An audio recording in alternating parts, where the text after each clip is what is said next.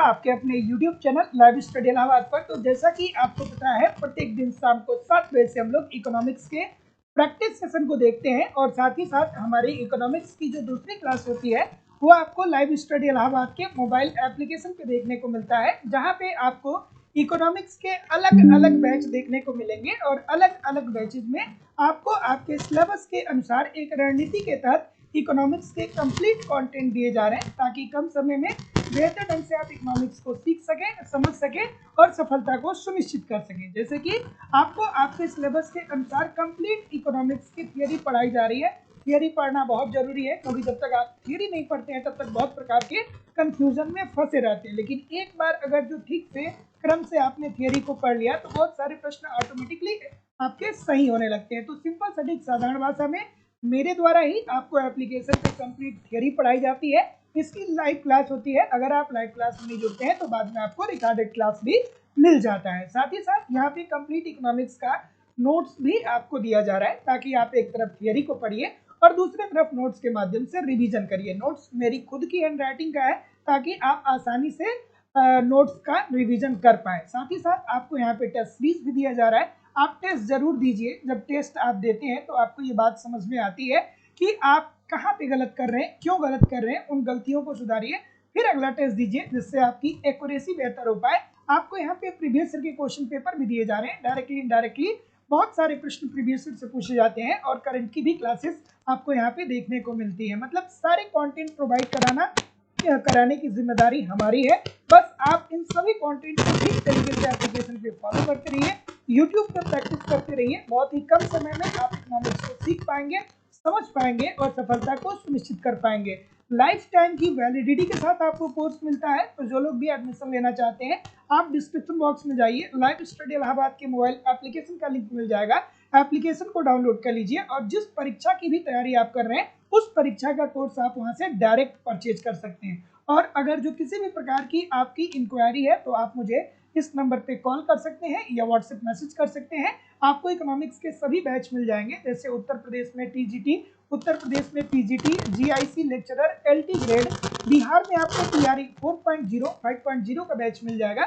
बिहार में सेट और बेट का बैच मिल जाएगा। मध्य प्रदेश में वर्ग 1, मध्य प्रदेश में वर्ग 2, मध्य प्रदेश में वर्ग 3, मध्य प्रदेश में सेट के लिए आपको अलग अलग बैच मिल जाएंगे। साथ ही साथ आपको उत्तराखंड में लेक्चरर के लिए, उत्तराखंड में एलटी ग्रेड के लिए, यूजीसी नेट छत्तीसगढ़ में सेट के लिए, Jharkhand TGT, Jharkhand PGT, D++ भी अलग अलग राज्यों में असिस्टेंट प्रोफेसर, एमबीएस, केवीएस और अन्य परीक्षाओं के भी बैच मिल जाएंगे। तो जो लोग भी एडमिशन लेना चाहते हैं, बस ईमानदारी से आप 1.5-2 घंटे एप्लीकेशन पे मुझे फॉलो करिए, 1.5-2 घंटे रोज मुझे आप यूट्यूब पे फॉलो करते रहिए। मैं निश्चित तौर पे कह सकता हूँ कि कम समय में आप इकोनॉमिक्स को सीख पाएंगे, समझ पाएंगे और सफलता को सुनिश्चित कर पाएंगे। So good evening everybody.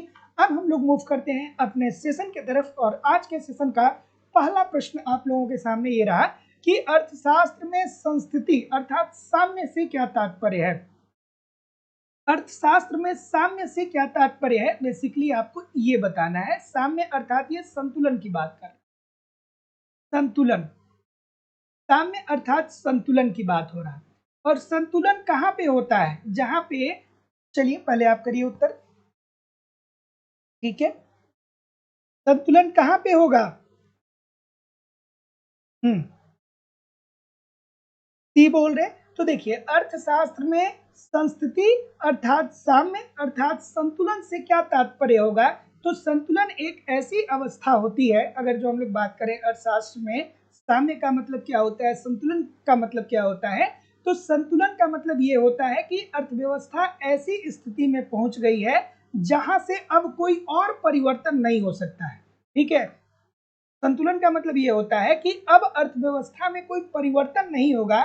जो मांग है और जो पूर्ति है उसके द्वारा अर्थव्यवस्था में संतुलन को स्थापित किया जा चुका है। अब अर्थव्यवस्था में और कोई भी अर्थव्यवस्था में गतिहीनता की स्थिति पाई जा रही है। इसका मतलब ये होता है कि अगर किसी कारणवश अर्थव्यवस्था में कोई असंतुलन उत्पन्न भी हो जाता है तो अर्थव्यवस्था में बहुत सारी क्रिया प्रतिक्रिया ऐसी होती है जो एक दूसरे के प्रभाव को नष्ट करती है और अर्थव्यवस्था को संतुलन में लाने का प्रयास करती है। अब यहाँ पे आपको किसकी याद आनी चाहिए, यहाँ पे आपको याद आनी चाहिए पीगू साहब की।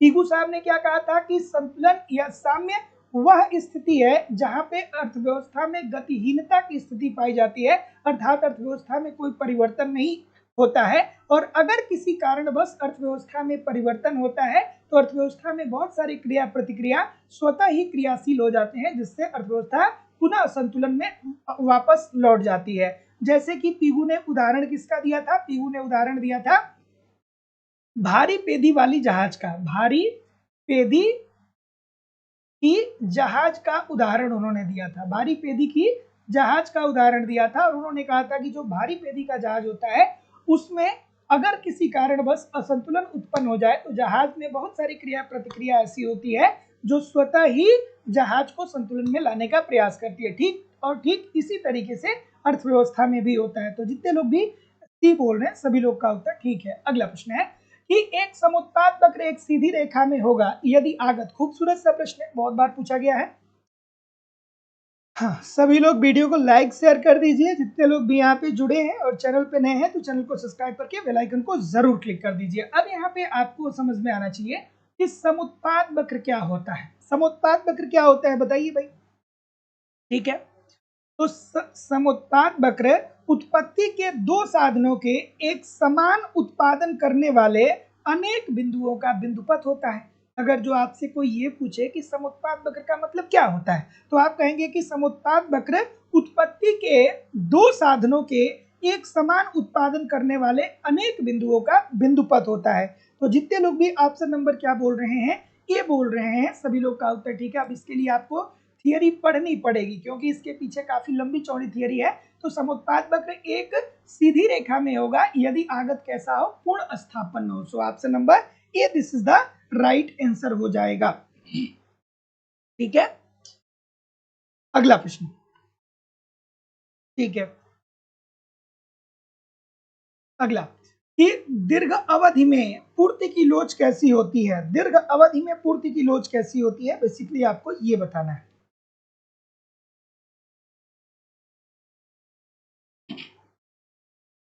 दीर्घ अवधि में पूर्ति की लोच।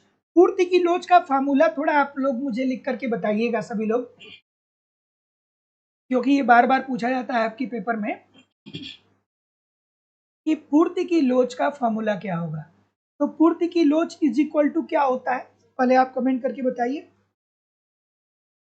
ठीक है, तो चलिए, पूर्ति की मात्रा में अनुपातिक परिवर्तन, पूर्ति की मात्रा में अनुपातिक परिवर्तन अपान कीमत की मात्रा में अनुपातिक परिवर्तन। कीमत की मात्रा में अनुपातिक परिवर्तन, यही तो होता है ना पूर्ति की लोच का फार्मूला। होता है कि नहीं होता है? हाँ ठीक है। अब यहां से 2-3 प्रश्न आपके पेपर में पूछा जाता है। 2-3 प्रश्न आपके पेपर में यहाँ पे पूछा जाता है। पहला तो ये पूछा जाता है कि शीघ्र नष्ट होने वाली वस्तु के लिए पूर्ति की लोच कैसी होगी। तो पहली बात यहाँ पे ध्यान रखिएगा कि जो वस्तुएं शीघ्र नष्ट हो जाएं, शीघ्र नष्ट होने वाली वस्तुओं के संदर्भ में पूर्ति की लोच कैसी होगी, तो वो होगी बेलोच। ठीक है, बेलोचदार। बेलोचदार जैसे दूध हो गया।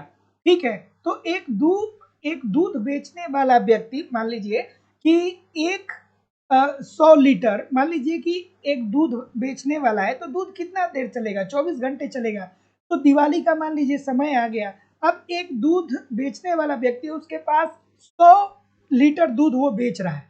तो क्या अगर दिवाली के दिन 200 लीटर दूध की मांग हो जाएगी तो क्या वो 200 लीटर दूध का उत्पादन कर पाएगा? नहीं कर पाएगा ना, क्योंकि वो तो 100 लीटर ही दूध का उत्पादन कर पा रहा है। तो जो शीघ्र नष्ट करने वाली वस्तुएं शीघ्र नष्ट होने वाली वस्तु होती है उसकी पूर्तियां बेलोचदार होती है, अर्थात पूर्ति में कोई भी परिवर्तन नहीं किया जा सकता है।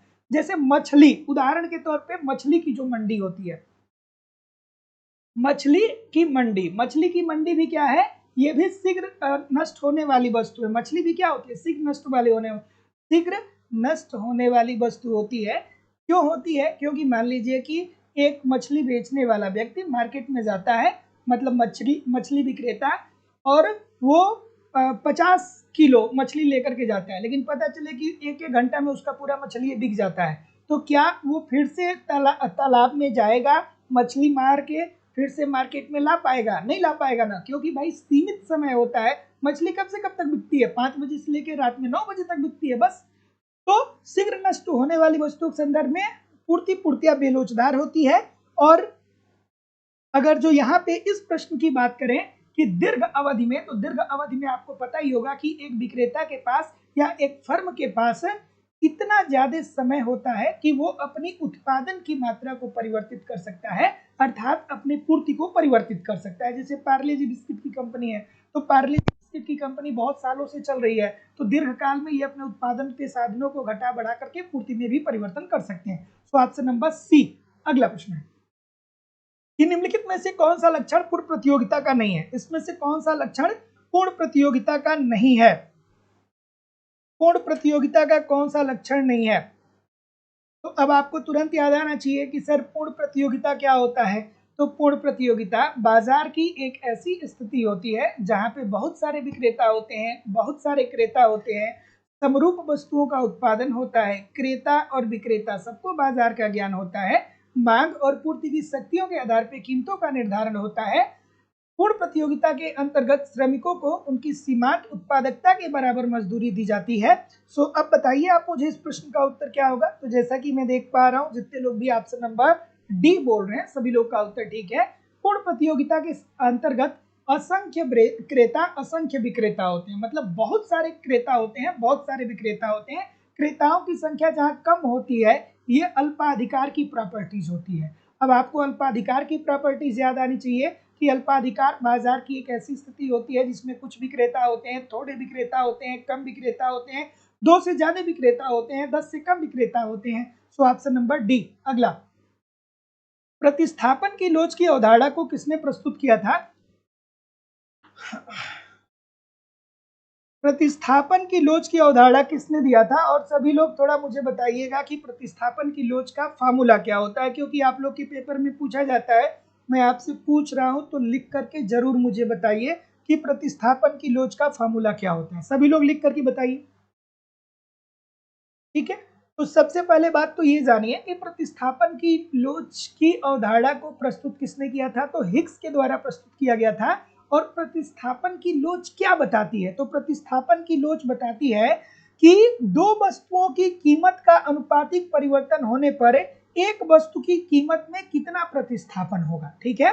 तो प्रतिस्थापन की लोच हमें ये बताती है कि दो वस्तुओं की कीमतों का अनुपात परिवर्तित होने पे एक वस्तु का दूसरी वस्तु से कितना प्रतिस्थापन होगा। सो ऑप्शन नंबर ए जितने लोग भी बोल रहे हैं सभी लोग का उत्तर ठीक है। और प्रतिस्थापन की लोच का फॉर्मूला क्या होता है? दो वस्तुओं के उपभोग मात्राओं में अनुपातिक परिवर्तन। इसका फॉर्मूला देख लीजिए, दो वस्तुओं के उपभोग में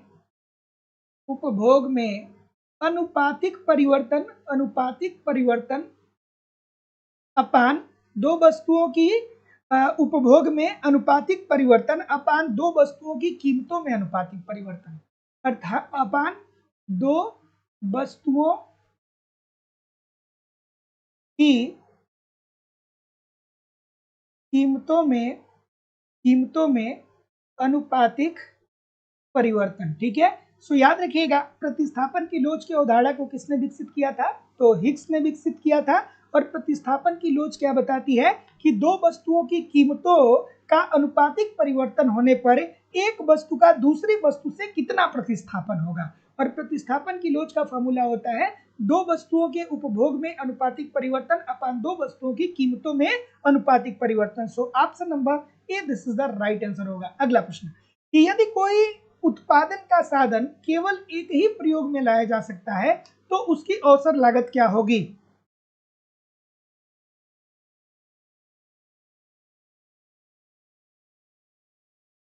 ठीक, क्या उत्तर आ रहा है? तो जैसा कि मैं देख पा रहा हूं क्या बोल रहे हैं,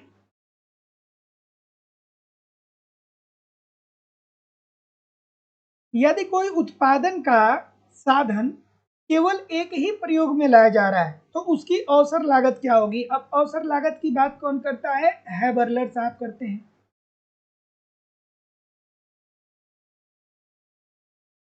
हैबरलर साहब बोलते हैं। और अवसर लागत क्या होता है कि जैसे मान लीजिए कि कपड़ा बनाने के साधन है आपके, मतलब कपड़ा निर्माण का उत्पादन साधन है, कपड़ा बनाने वाली मशीन आपके पास है, लेकिन ऑटोमेटिक मान लीजिए कोविड आ जाता है, कोरोना आ जाता है, तो कोरोना के समय में पूरे मार्केट तो बंद हो जाते हैं, तो लोग कपड़े की डिमांड को कम कर देते हैं। तो ऐसी स्थिति में अब आपके पास कपड़ा बनाने वाले उत्पादन के साधन है, तो अब आप कपड़ा को बनाना छोड़ करके आप उसकी जगह पे मास्क बनाना शुरू कर देते हैं। ठीक है, आप कपड़ा बनाना छोड़ करके आप उसकी जगह पे मास्क बनाना शुरू कर देते हैं। अर्थात यदि कोई उत्पादन का साधन केवल एक ही प्रयोग में लाया जाता है तो उसकी अवसर लागत क्या होगी। तो जितने लोग भी ऑप्शन नंबर क्या बोल रहे हैं, बी बोल रहे हैं ना, बहुत सारे लोग गलत कर रहे हैं, बहुत सारे लोग गलत कर रहे हैं। तो जितने लोग भी बी बोलेंगे सभी लोग का उत्तर ठीक हो जाएगा, अवसर लागत शून्य होगी। क्योंकि भैया एक समय पे हम कपड़ा बना रहे थे, सब जब शॉपिंग मॉल बंद हो गया तो अब हम कपड़ा नहीं बनाएंगे, क्योंकि हमारा कपड़ा तो बिकेगा ही नहीं, तो अब उसकी जगह पे हम क्या कर लेंगे, मास्क बनाने लगेंगे। तो कपड़ा को हमने छोड़ दिया, मास्क को हमने बनाना प्रारंभ कर दिया। तो ऑप्शन नंबर बी अगला है कि सामान्य लाभ एक अंग है। किसका अंग है भाई, सामान्य लाभ एक अंग है। सामान्य लाभ, अब यहाँ पे दो बातें आपको समझनी चाहिए।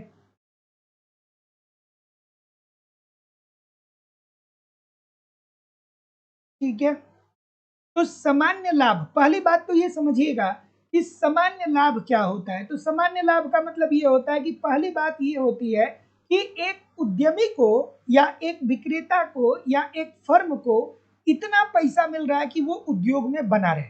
ठीक है, उतना पैसा मिले कि वो उद्योग इतना लाभ मिले कि उद्योग में बना रहे। जैसे आप पढ़ते हैं ना, पूर्ण प्रतियोगिता के अंतर्गत दीर्घकाल में फर्में हमेशा और हमेशा सामान्य लाभ कमाती हैं। तो पहली बात तो ये हो गई।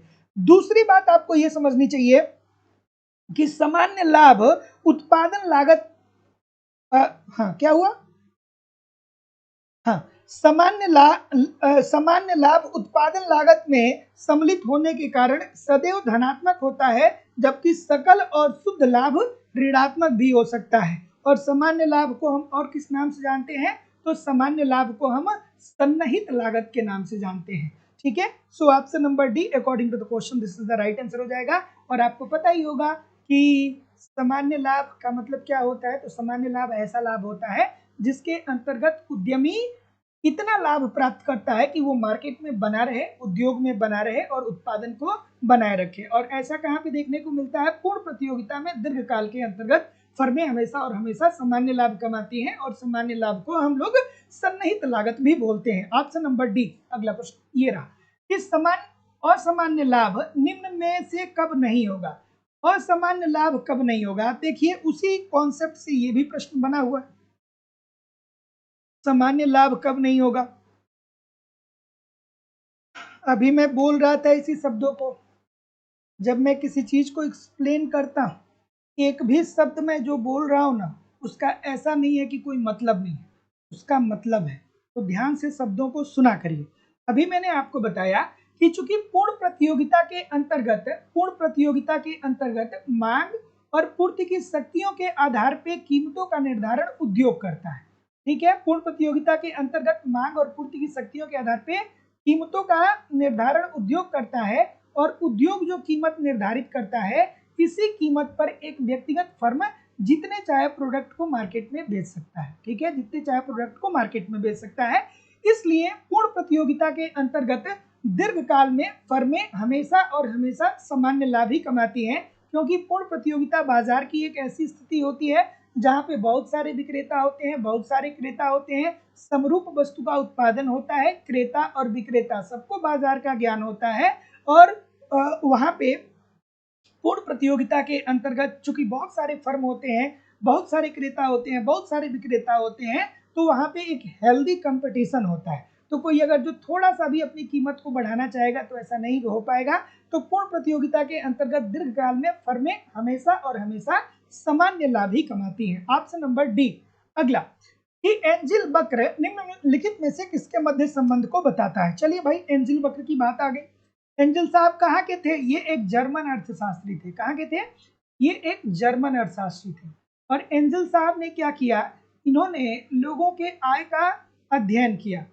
एक लोगों का ग्रुप लिया, लोगों के आय का एक ग्रुप लिया, और इन्होंने देखा कि जब इन लोगों की आय में वृद्धि हो रही है ना, तो ये अपने उपभोग व्यय को 3 तरीके से परिवर्तित कर रहे हैं। पहला, उन्होंने कहा कि जितनी तेजी से लोगों की आय बढ़ रही है उतनी तेजी से खाद्यान्नों पर व्यय नहीं हो रहा है। मतलब जितनी तेजी से आय बढ़ रहा है उतना तेजी से लोग खाद्यान्न पे होने वाले व्यय को नहीं बढ़ाते हैं। फिर दूसरी कंडीशन में उन्होंने ये बताया कि जब लोगों की आय बढ़ रही है तो जिस अनुपात में लोग अपनी आय को बढ़ा रहे हैं उसी अनुपात में लोग कपड़ा और मकान पे पैसा खर्च कर रहे हैं। कपड़ा और मकान पे पैसा खर्च कर रहे हैं। और फिर तीसरी कंडीशन में बताया उन्होंने कि जब लोगों की आय में वृद्धि हो रही है तो जितनी तेजी से आय बढ़ रहा है उससे कहीं ज्यादा तेजी से वृद्धि लोग मनोरंजन पे व शिक्षा पे कर रहे हैं। ठीक है, तो ये 3 कंडीशन उन्होंने एंजिल साहब ने बताया था, अर्थात आय और वस्तु की मांगी गई मात्रा में संबंध को बताता है। So option number B according to the question this is the right answer हो जाएगा। आसानी से इस बात को समझ लीजिएगा कि एंजिल वक्र की बात करें तो एंजिल वक्र का प्रतिपादन किसने किया था? तो एंजिल साहब ने किया था। कहाँ के अर्थशास्त्री थे? जर्मन अर्थशास्त्री थे। क्या ये कहते हैं? इन्होंने लोगों के एक समूह को लिया, फिर इनके आय का अध्ययन किया और उन्होंने देखा 3 कंडीशन। पहली कंडीशन में उन्होंने ये देखा कि लोगों की जितनी तेजी से आय बढ़ रही है उतनी तेजी से खाद्यान्न अर्थात भोजन पे होने वाला व्यय नहीं बढ़ रहा है। दूसरी कंडीशन में उन्होंने ये देखा कि जितनी तेजी से लोगों की आय बढ़ रही है उसी अनुपात में लोग कपड़ा और मकान पे व्यय कर रहे हैं। और तीसरी कंडीशन में उन्होंने ये कहा कि जितनी तेजी से लोगों की आय बढ़ रही है उससे ज्यादा तेजी से व्यय लोग मनोरंजन और शिक्षा पे कर रहे हैं। अर्थात एंजिल वक्र का संबंध आय और एक वस्तु की मांगी गई मात्रा से है। अगला प्रश्न है कि घटिया वस्तुओं के लिए मांग की आड़ी लोच कैसी होती है? घटिया वस्तुओं के लिए मांग की आड़ी लोच कैसी होती है? बच्चों वाला प्रश्न है भाई। क्या उत्तर आ रहा है? तो इजी सी बात है। अब यहाँ पे आपको क्या याद आना चाहिए? गिफिन वस्तु याद आनी चाहिए। तो गिफिन वस्तु क्या होती है? तो गिफिन वस्तु ऐसी निम्न श्रेणी की वस्तु होती है। गिफिन वस्तु ऐसी निम्न श्रेणी की वस्तु होती है कि जब उपभोक्ता की आय में वृद्धि होती है तो उपभोक्ता इन वस्तुओं की मांग को बढ़ाता नहीं है बल्कि उपभोक्ता इस वस्तु की मांग को कम कर लेता है। अर्थात यहाँ पे बाजार का नियम लागू नहीं होता है।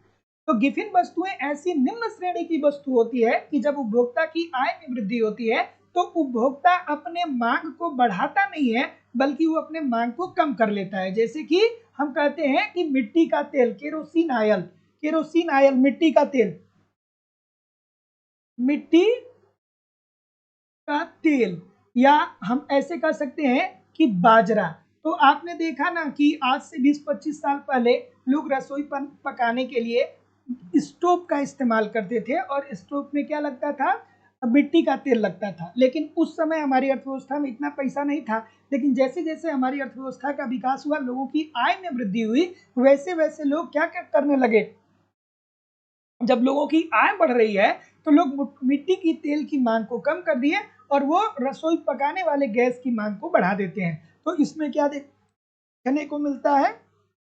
अस्थापन वस्तु भी होती है।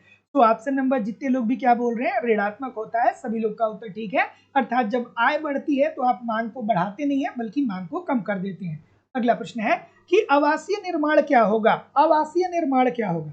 अगर जो आप एक आवास बना रहे हैं तो इस प्रकार के निर्माण को आप क्या बोलेंगे? बताइए भाई। आवासीय निर्माण, हाँ,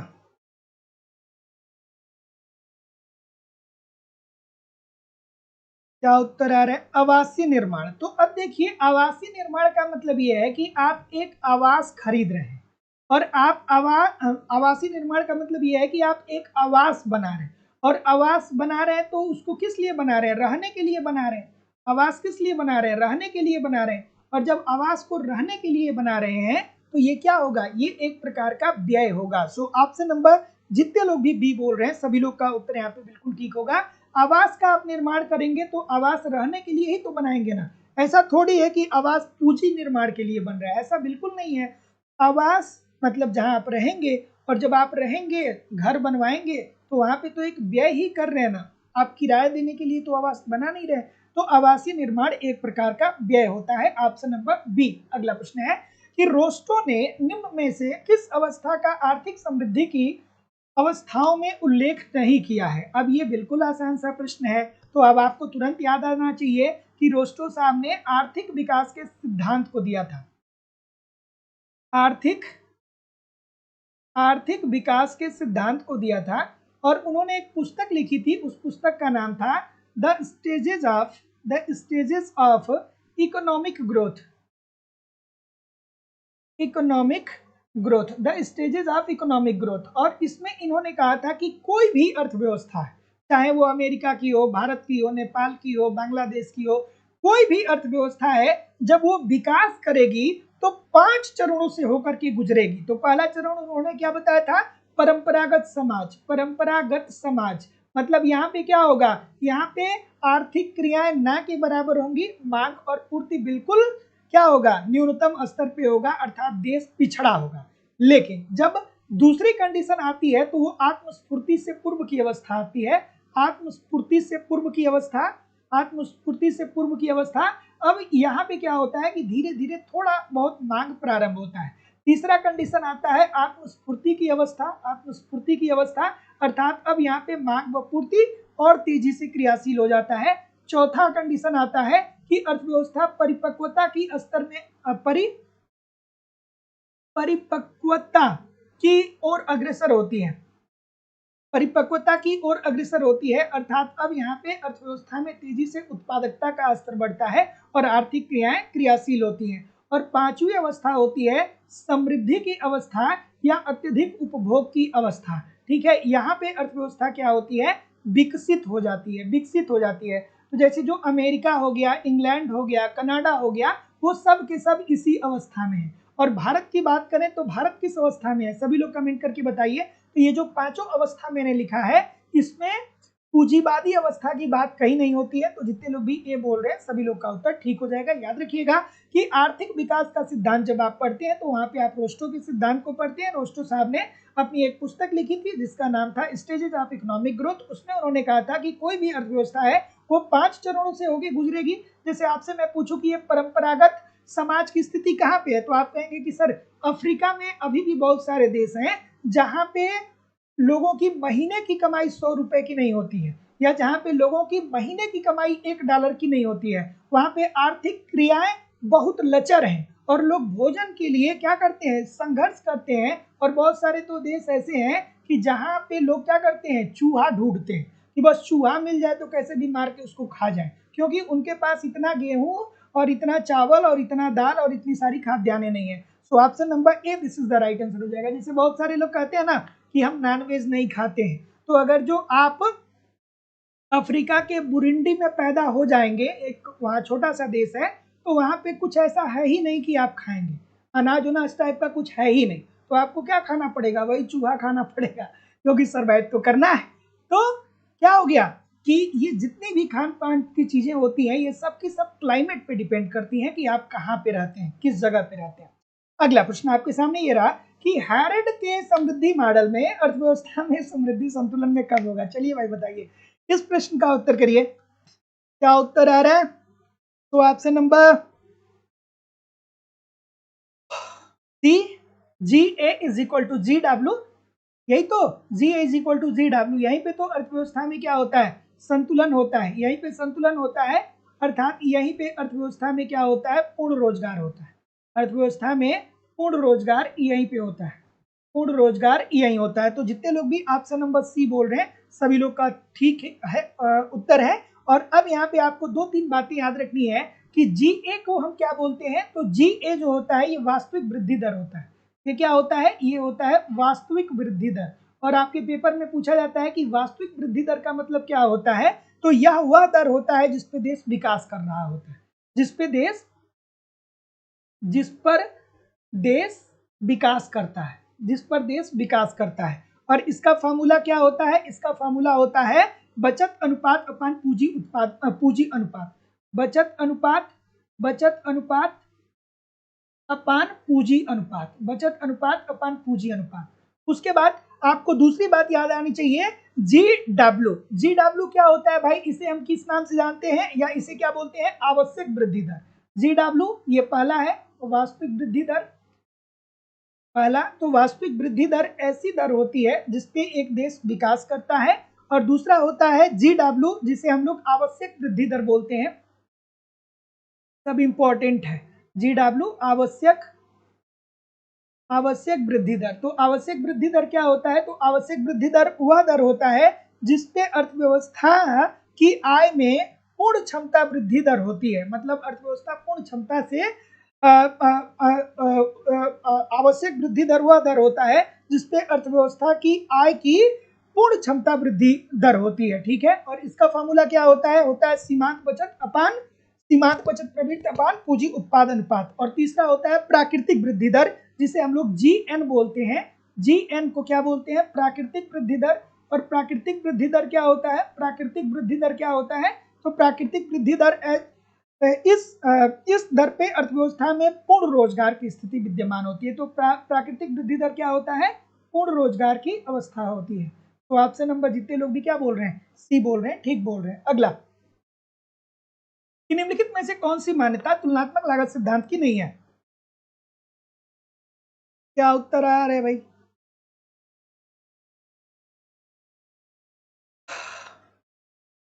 कि निम्नलिखित में से कौन सी एक तुलनात्मक लागत सिद्धांत की मान्यता नहीं है। अब तुलनात्मक लागत सिद्धांत की बात किसने किया था, तो डेविड रिकार्डो ने किया था। क्या कहा था कि दो देश आपस में इसलिए व्यापार करते हैं क्योंकि दोनों देशों की लागतों में तुलनात्मक अंतर पाया जाता है। जैसे हम चीन से व्यापार करते हैं ना, क्यों व्यापार करते हैं, क्योंकि अभी देखिए दिवाली आएगा, तो दिवाली में जो चाइनीज झालर आपको 10 रुपए में या 20 रुपए में मिल जाएंगे, उसकी उत्पादन लागत ही भारत में नहीं निकल पाएगी। अगर जो भारत में कोई ये चाहे कि 20 रुपए में झालर बेच दे, तो 20 रुपए का उत्पादन लागत ही 20 रुपए से ज्यादा हो जाएगा। तो यही कारण है कि चीन से हम लोग क्या करते हैं, खिलौने का आयात करते हैं, बहुत सारे मतलब इलेक्ट्रॉनिक चीजों का आयात करते हैं, क्योंकि चीन की उत्पादन लागत हमारी तुलना में बहुत कम है। तो अब बताइए इस प्रश्न का उत्तर क्या आ रहा है। तो जैसा कि मैं देख पा रहा हूं, क्या बोल रहे हैं, तो जितने लोग भी डी बोल रहे हैं सभी लोग का उत्तर ठीक है, कि पैमाने के प्रतिफल स्थिर नहीं है।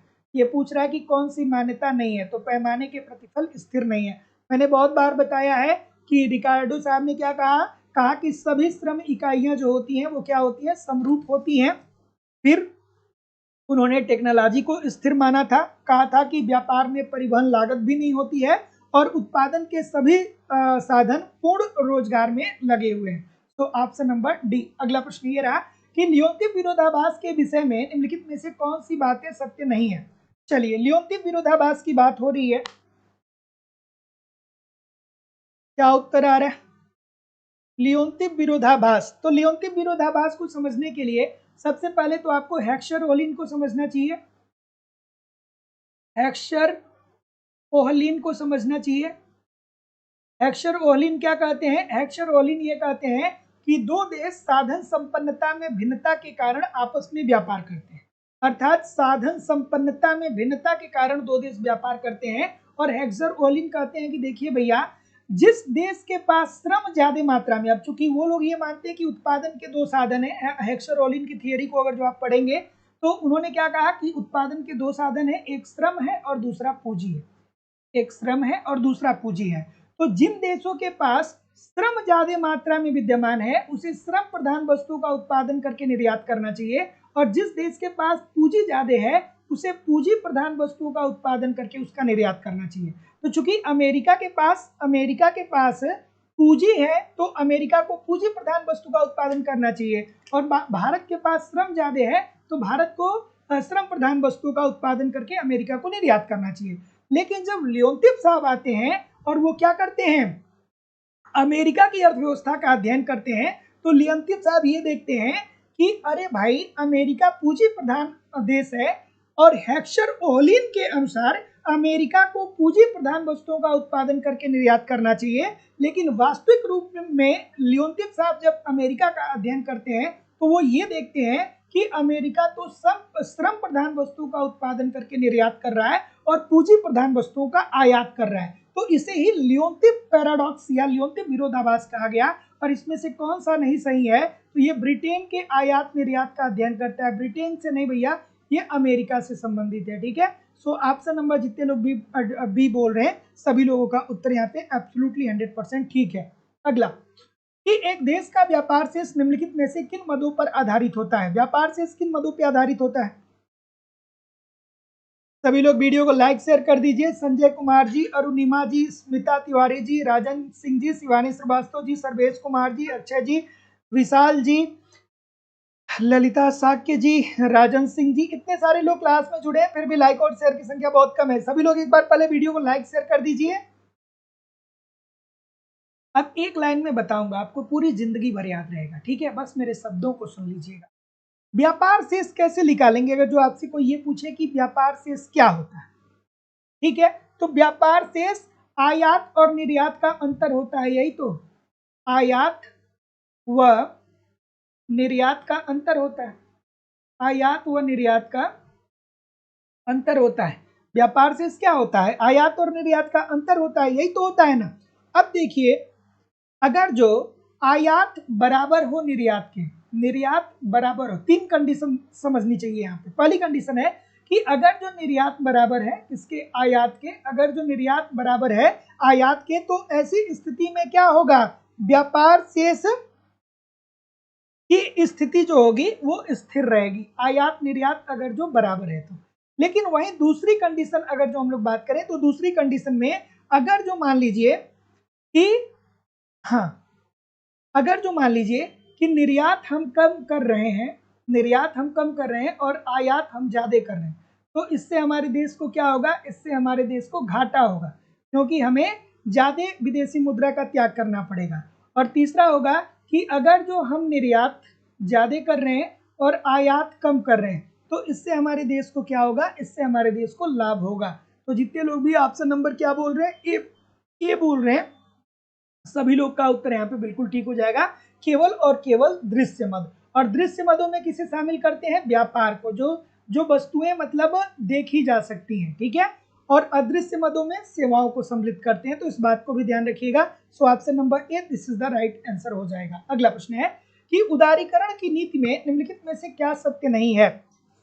उदारीकरण की नीति, उदारीकरण जब आता है, कब आता है उदारीकरण की नीति? 1991 में। एलपीजी मॉडल कब आता है? 1991 में, जहां पे हमने क्या किया? अपनी अर्थव्यवस्था को विश्व की सभी अर्थव्यवस्थाओं के साथ ओपन कर दिया कि चलिए भैया हम आपके देश में जाके व्यापार करेंगे, आप हमारे देश में आके व्यापार करिए। क्या उत्तर आ रहा है भाई? उदारीकरण। तो जब उदारीकरण में हम अपने अर्थव्यवस्था को ओपन कर दिए, तो ऐसी स्थिति में आयात में वृद्धि हो गई। आयात में क्या हो गई? वृद्धि हो गई। आयात हमारा क्या हो गया? बढ़ गया।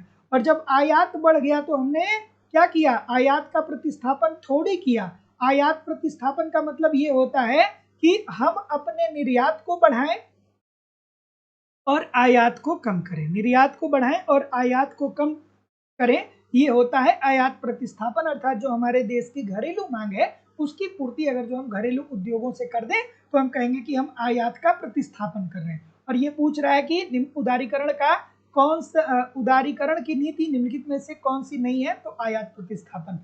अगला प्रश्न है कि विदेशी विनिमय की क्रय शक्ति समता सिद्धांत किसने दिया? अब क्रय शक्ति समता सिद्धांत किसने दिया? तो क्रय शक्ति समता सिद्धांत जो दिया गया था वो गुडसॉव कैसल के द्वारा दिया गया था।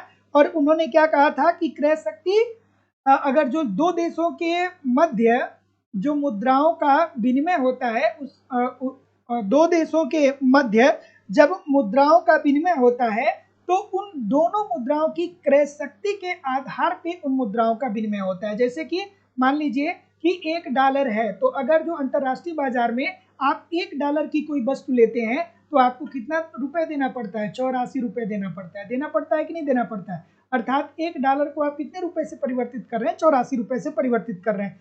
तो option number B, this is the right answer हो जाएगा। अगला प्रश्न आपके सामने ये रहा कि मुद्रा के अवमूल्यन से व्यापार की शर्त अवमूल्यन करने वाले देशों को किस दिशा में ले जाएगी? खूबसूरत सा प्रश्न है, बहुत बार ये प्रश्न पूछा गया है।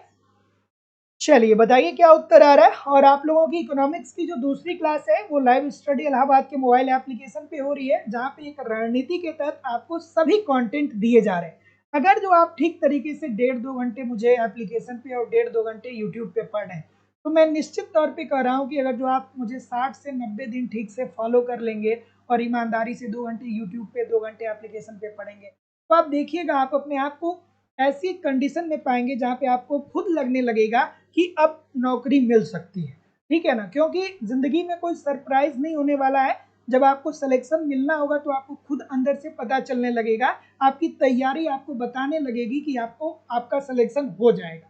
तो आपको एप्लीकेशन पे पूरी थियरी पढ़ाई जा रही है। थियरी जरूर पढ़िए, क्योंकि बहुत सारे लोग थियरी नहीं पढ़ते हैं, और जब आप थियरी नहीं पढ़ेंगे तो आपको यही नहीं समझ में आएगा कि प्रश्न ये कहाँ से आया है। तो एक क्रम से सिंपल सटीक साधारण भाषा में पूरी थियरी पढ़िए। एक बार थियरी कंप्लीट हो गई तो फिर दोबारा आपको पढ़ने की जरूरत नहीं होगी। मेरे द्वारा ये एप्लीकेशन पे आपको पढ़ाया जा रहा है, कंप्लीट आपको नोट्स भी दिया जा रहा है। एक तरफ थियरी पढ़िए, 1 घंटे रोज नोट्स को पढ़िए। आपको टेस्ट सीरीज भी दिया जा रहा है, सप्ताह में एक टेस्ट दीजिए, देखिए गलती कहाँ पे हो रही है, गलती क्यों हो रही है, उसमें सुधार करिए, फिर अगला टेस्ट दीजिए, जिससे आपकी एक्यूरेसी बेहतर हो पाए। आपको प्रीवियस ईयर की क्वेश्चन पेपर और करंट सारी चीजें दी जा रही है लाइफ टाइम की वैलिडिटी के साथ। एडमिशन फीस केवल और केवल 2000 रुपए है। तो जो लोग भी एडमिशन लेना चाहते हैं आप डिस्क्रिप्शन बॉक्स में जाइए, लाइव स्टडी इलाहाबाद के मोबाइल एप्लीकेशन का लिंक मिल जाएगा, एप्लीकेशन को डाउनलोड कर लीजिए और जिस भी परीक्षा की आप तैयारी कर रहे हैं उस परीक्षा का कोर्स वहां पे आपको मिल जाएगा। आप डायरेक्ट कोर्स को वहां से परचेज कर सकते हैं, या किसी भी प्रकार की इंक्वायरी के लिए आप मुझे इस नंबर पे कॉल कर सकते हैं या व्हाट्सएप मैसेज भी कर सकते हैं। क्या उत्तर आ रहा है भाई? ऑप्शन नंबर, बहुत गलती हो रही है, बहुत सारी गलतियां हो रही हैं। देखिए, मुद्रा के अवमूल्यन से व्यापार की शर्तें अवमूल्यन करने वाले देश को किस दिशा में ले जाएंगी। तो अब केवल हम इस आधार पे ये बात नहीं कर सकते हैं कि हम अवमूल्यन कर देंगे। अगर मान लीजिए कि आप अवमूल्यन कर रहे हैं, अर्थात अपनी मुद्रा, अवमूल्यन का मतलब क्या होता है? अवमूल्यन का तो मतलब यही होता है ना कि आप जानबूझ के मुद्रा के बाह्य मूल्य को कम कर देते हैं। मुद्रा के बाह्य मूल्य को जानबूझ के आप कम कर देते हैं, और जब मुद्रा के बाह्य मूल्य को कम कर देते हैं तो आपका जो निर्यात होता है वो सस्ता हो जाता है। निर्यात क्या होता है? सस्ता हो जाता है। और आयात क्या होता है? आयात महंगा हो जाता है। आयात महंगा हो जाता है। तो ऐसा नहीं है कि आप अवमूल्यन कर देंगे तो आपको लाभ ही मिल जाएगा। अवमूल्यन इस बात पे डिपेंड करता है कि आपकी आपकी जो वस्तु है इसकी मांग किस तरीके से अंतरराष्ट्रीय बाजार में है। और भारत में अभी तक कितनी बार अवमूल्यन हुआ है? अभी तक भारत में 3 बार अवमूल्यन हुआ है। कब कब अवमूल्यन हुआ है? 1949 में हुआ है, 1966 में हुआ है और 1991 में हुआ है। तो ऑप्शन नंबर जितने लोग भी क्या बोल रहे हैं, डी बोल रहे हैं, सभी लोग का उत्तर ठीक हो जाएगा। अगला, कि प्रस्ताव वक्र द्वारा क्या अध्ययन किया जाता है? प्रस्ताव वक्र के द्वारा क्या अध्ययन किया जाता है बताइए। प्रस्ताव वक्र के द्वारा क्या अध्ययन किया जाता है? प्रस्ताव वक्र की अवधारणा किसने दिया था? मार्शल, मिल, एजवर्थ और Meade. Marshall, Edgeworth, James Meade, James Meade, ठीक है, और कौन? J S Mill. ये 4 लोग जो हैं वो प्रस्ताव वक्र से संबंधित हैं, प्रस्ताव वक्र की अवधारणा देते हैं। और प्रस्ताव वक्र क्या होता है? तो एक लाइन में बता रहा हूं, ध्यान से सुनिएगा, कि किसी देश का प्रस्ताव वक्र निर्यात योग्य, किसी देश का प्रस्ताव वक्र निर्यात योग्य वस्तु की उन विविध मात्राओं को प्रदर्शित करता है जिसे वह देश विविध अंतरराष्ट्रीय कीमतों पर आयात योग्य वस्तु से विनिमय करता है। तो जितने लोग भी ऑप्शन नंबर डी बोल रहे हैं, पारस्परिक मांग, सभी लोग का उत्तर ठीक है। और पारस्परिक मांग, या जिसे हम लोग प्रतिपूरक मांग भी बोलते हैं, कि इसकी बात किसने की थी? जेएस मिल के द्वारा किया गया था। सो ऑप्शन नंबर, जितने लोग भी डी बोल रहे हैं सभी लोग का उत्तर सही है। अगला प्रश्न आपके सामने ये रहा कि लागत जन्य मुद्रा स्फीति को कैसे नियंत्रित किया जाता है। अब ये बच्चों वाला प्रश्न है। अब देखिए, बहुत लोगों को नहीं पता होता है, मैं बता देता हूं इस बात को। मुद्रास्फीति का मतलब क्या होता है? तो मुद्रास्फीति का मतलब ये होता है कि वस्तुओं की कीमतों में वृद्धि हो रही है। वस्तु की कीमत में वृद्धि हो रही है मतलब अर्थव्यवस्था में महंगाई आ रही है। और महंगाई क्यों आती है? महंगाई आने के बहुत सारे रीजन होते हैं, लेकिन उसमें से सबसे बड़ा रीजन ये होता है कि जब वस्तु की मांग ज्यादा होती है और पूर्ति कम होता है तो ऑटोमेटिक वस्तु की कीमतों में वृद्धि होती है, और जब वस्तु की कीमत बढ़ती है तो हम कहते हैं कि अर्थव्यवस्था में मुद्रास्फीति आ गई। ठीक है। अब मुद्रास्फीति दो प्रकार की होती है। पहली होती है मांगजन्य मुद्रास्फीति। पहली होती है मांगजन्य मुद्रास्फीति। तो मांगजन्य मुद्रास्फीति का मतलब ये होता है कि अर्थव्यवस्था में वस्तुओं की मांग बढ़ने के कारण वस्तु की कीमतों में वृद्धि हो जाती है। तो इस प्रकार से उत्पन्न स्थिति को मांगजन्य मुद्रास्फीति बोलते हैं। जैसे मान लीजिए कि अगर जो अर्थव्यवस्था में जनसंख्या बढ़ेगी तो जनसंख्या बढ़ेगा तो एक अगर जो शिशु पैदा होता है तो भी वो 50 सैकड़ों वस्तुओं की मांग करता है। तो जनसंख्या बढ़ेगी तो वस्तुओं की मांग में वृद्धि होगी, और जब मांग में वृद्धि होगी और मांग के अनुरूप पूर्ति अर्थात उत्पादन में वृद्धि नहीं होगी तो हम ये कहेंगे कि वस्तु की कीमत बढ़ गई है। और जब वस्तु की कीमत बढ़ गई है तो इस प्रकार से हम कहेंगे कि महंगाई बढ़ गई है। और इस प्रकार से जब अर्थव्यवस्था में महंगाई बढ़ती है तो हम कहेंगे कि ये मांगजन्य मुद्रास्फीति है, अर्थात मांग में वृद्धि के कारण जब अर्थव्यवस्था में महंगाई आती है तो उसे मांगजन्य मुद्रास्फीति बोलते हैं। दूसरा होता है लागतजन्य मुद्रास्फीति। तो लागतजन्य मुद्रास्फीति का मतलब ये होता है कि वस्तु की उत्पादन लागत में वृद्धि होती है। जैसे मान लीजिए कि अगर जो आप ब्रेड का उत्पादन कर रहे हैं तो आप आटा खरीदेंगे, तो जब आप आटा खरीद रहे हैं तो जिससे आप आटा खरीद रहे हैं वो कह रहा है कि हमको क्या करना है कि अब अपना आटा महंगा बेचना है। तो अगर जो कच्चे माल की कीमत बढ़ जाए, कच्चे माल की कीमत में वृद्धि हो जाएगी तो जाहिर सी बात है कच्चे माल की कीमत बढ़ जाएगी तो उत्पादन लागत बढ़ जाएगी, और जब उत्पादन लागत में वृद्धि होगी तो जाहिर सी बात है कि वस्तु की कीमत बढ़ जाएगी, और इस तरीके से वस्तु की कीमत बढ़ेगी तो हम कहेंगे कि लागत जन्य मुद्रास्फीति है। और ये क्या कह रहा है कि लागत जन्य मुद्रास्फीति को कैसे कम किया जा सकता है? तो लागत जन्य मुद्रास्फीति को कम करने के लिए हमें क्या करना होगा? मजदूरी को घटाना होगा। ठीक है, ताकि हमारी उत्पादन लागत कम हो। जैसे कच्चे माल हो गए या मजदूरी में वृद्धि हो गई, एक मजदूर 100 रुपए में दिन भर काम कर रहा है, अब वो कह रहा है कि हम 100 रुपए में नहीं करेंगे, 500 रुपए में करेंगे, तो इसका मतलब कि क्या हो गया? उसकी उत्पादन लागत में वृद्धि हो रही है, और उत्पादन लागत में वृद्धि होने के कारण जब महंगाई बढ़ती है तो इसे लागत जन्य मुद्रास्फीति बोलते हैं। अगला प्रश्न आपके सामने ये रहा कि कठोर मुद्रा क्या होती है? बच्चों वाला प्रश्न है कठोर मुद्रा। अब दो बातें यहां भी ध्यान रखिएगा। देखिए, जब पेपर होता है ना तो बहुत सारे लोग गेस्ट पेपर तैयार करते हैं। तो गेस्ट पेपर कैसे तैयार होता है? गेस्ट पेपर ऐसे ही तैयार होता है कि आपके सिलेबस में जितने भी थियरी दिया गया है उस थियरी के कुछ सुपर स्टार प्रश्न होते हैं, जैसे किन्स साहब हो गए, मार्शल साहब हो गए, हेक्सर ओलिन हो गए, रिकार्डो हो गए। अगर जो आपका पेपर आए, और मैं सच में बता रहा हूँ कि अगर जो मैं 1000 प्रश्नों को छांट दूं और एक सेशन में मैं करा दूं, आप पेपर में बैठेंगे तो लगभग लगभग 70% प्रश्न डायरेक्टली इनडायरेक्टली वहां से मिल जाएंगे, क्योंकि आप सारे टॉपिक से कुछ प्रश्न ऐसे हैं जो बार बार पूछे ही जाते हैं। तो गेस्ट पेपर ऐसे ही तैयार होता है। तो अब जब आप पढ़ रहे हैं ना तो आप भी अपने अंदर वो क्षमता विकसित करिए, आप भी अपने अंदर वो क्षमता विकसित करिए कि भाई प्रश्न कहाँ से कैसे किस तरीके से बन सकता है। ये इंपॉर्टेंट है। एक बार दिमाग को ऐसे विकसित करेंगे तो फिर चीजें बहुत आसान लगने लगेंगी। बताइए क्या उत्तर आ रहा है? और लेकिन ये तभी होगा जब आप कठोर मेहनत करेंगे। आप ये सोचें कि सर जी कह दिए कि 1000 प्रश्न करवा देंगे, 70% मिल जाएगा, तो आप वो नहीं समझ पाएंगे, वो 1000 प्रश्न आपको नहीं समझ में आएगा। अगर जो आप लगातार पढ़ रहे हैं ना, पढ़ने से आपको अनुभव मिल रहा है ना, तभी जाकर के उस चीजों को आप कर भी पाएंगे, नहीं तो ऐसा नहीं हो पाएगा। चलिए क्या उत्तर आ रहा है भाई? क्या उत्तर आ रहा है कि कठोर मुद्रा क्या होता है? तो इजी सी बात है। कठोर मुद्रा ऐसी मुद्रा होती है जिसे आसानी से क्या हुआ, क्या बोल रहे हैं? ठीक है, तो देखिए दो बातें मैं आपको क्या बताना चाहता था कि दो बातें ध्यान में रखिएगा। पहली बात तो कठोर मुद्रा का मतलब यह होता है कि ऐसी मुद्रा जिसका अंतरराष्ट्रीय बाजार में मांग बहुत ज्यादा है लेकिन इसकी पूर्ति बहुत कम है। ठीक है, जैसे अमेरिकी डॉलर, जैसे अमेरिकी डॉलर। तो अमेरिकी डॉलर जो है ये एक कठोर मुद्रा है। क्यों? क्योंकि विश्व की लगभग सभी अर्थव्यवस्थाएं डॉलर को स्वीकार करती हैं और सभी लोग इसकी मांग भी करती हैं, लेकिन इसकी पूर्ति क्या है? कम है। और वहीं दूसरी बात आपको ध्यान रखनी है, ये तो पहली बात हो गई, और दूसरी बात आपको ध्यान रखनी है कि मुलायम मुद्रा क्या होता है। मुलायम मुद्रा क्या होता है? तो मुलायम मुद्रा ऐसी मुद्रा होती है जिसकी अंतर्राष्ट्रीय बाजार में मांग बहुत कम होती है, लेकिन इस मुद्रा की पूर्ति अंतर्राष्ट्रीय बाजार में ज्यादा होती है। जैसे भारतीय रुपए की बात करें, ठीक है। सो ये मुलायम मुद्रा।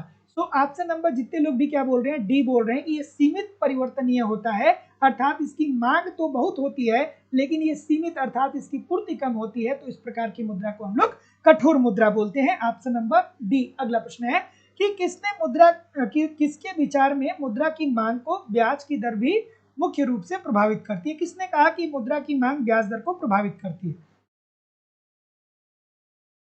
बताइए। ठीक है, तो अब आपको तुरंत पता होना चाहिए क्या? सभी लोग थोड़ा सा एक बार वीडियो को लाइक शेयर कर दीजिए। अरुणिमा जी, ललिता साक्य जी, संजय कुमार जी, सुनीता गुप्ता जी, राजेश कुमार जी, कैलाश तोमर जी, ललिता साक्य जी, सरिता जी, नौशाद अली जी, प्रदीप जी, पूजा कुमारी जी, ओम जी, शिवानी श्रीवास्तव जी, पुष्पा जी, सुनीता शर्मा जी, हरीश जी, पुष्पा देवी जी।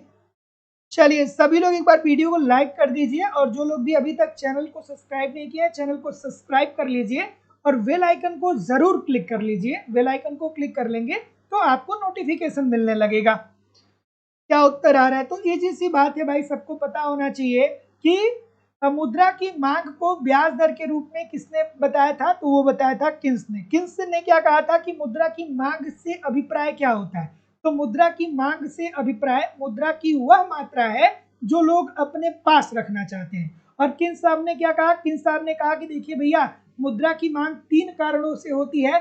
पहला, लेन देन के लिए, देन लेन के लिए, अर्थात लेन देन के लिए मुद्रा की मांग होती है। जैसे हम आपसे ये कहें कि आप मुद्रा की मांग क्यों करते हैं, तो आप कहेंगे कि सर जी, हमको वस्तुएं और सेवाओं को खरीदना है, इसलिए हम मुद्रा की मांग करते हैं। लेकिन ये सैकड़ों साल पहले की बात है। तो किन्स ने कहा कि लोग मुद्रा की मांग 3 कारणों से करते हैं। तो पहला, लेन देन करने के लिए, ठीक है, वस्तुओं का लेन देन करने के लिए। दूसरा जो है वो इसलिए होता है सतर्कता उद्देश्य के लिए, सतर्कता उद्देश्य के लिए, जिसे इन्होंने पूर्व उपाय उद्देश्य कहा। पूर्व उपाय उद्देश्य क्या है? जिसके अंतर्गत उन्होंने कहा कि देखिए भैया, वर्तमान में आपकी इनकम तो हो रही है, लेकिन कोई गारंटी नहीं है कि भविष्य में आपकी इनकम हो। तो लोग सतर्कता बरतने के लिए मुद्रा की मांग करते हैं। और तीसरा इन्होंने क्या कहा कि मुद्रा की मांग लोग सट्टा के लिए करते हैं, और इसे सट्टा को मुद्रा की मांग का अनोखा क्रांतिकारी तत्व कहा गया। अनोखा क्रांतिकारी तत्व, क्रांतिकारी तत्व कहा गया। सो जितने लोग भी ऑप्शन नंबर क्या बोल रहे हैं, बी बोल रहे हैं, बिल्कुल ठीक बोल रहे हैं। फिर इसमें क्या कहा गया? इसमें ये कहा गया कि देखिए भैया, किन्स ने बोला कि हाँ, कि तरलता पसंदगी और मुद्रा के मांग में क्या होता है? प्रत्यक्ष संबंध देखने को मिलता है। अगला, कि किन्स के अनुसार मुद्रा की मांग कितने प्रकार की होती है? अभी तो बताया 3 प्रकार की होती है। अगला, आर्थिक सुधारों की अवधि में संगठित क्षेत्र में रोजगार के संबंध में निम्नलिखित में से क्या सत्य नहीं है? क्या उत्तर होगा?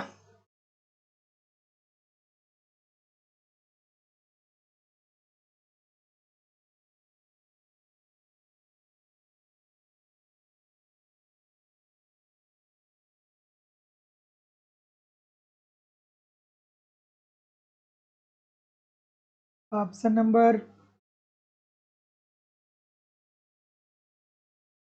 ठीक है,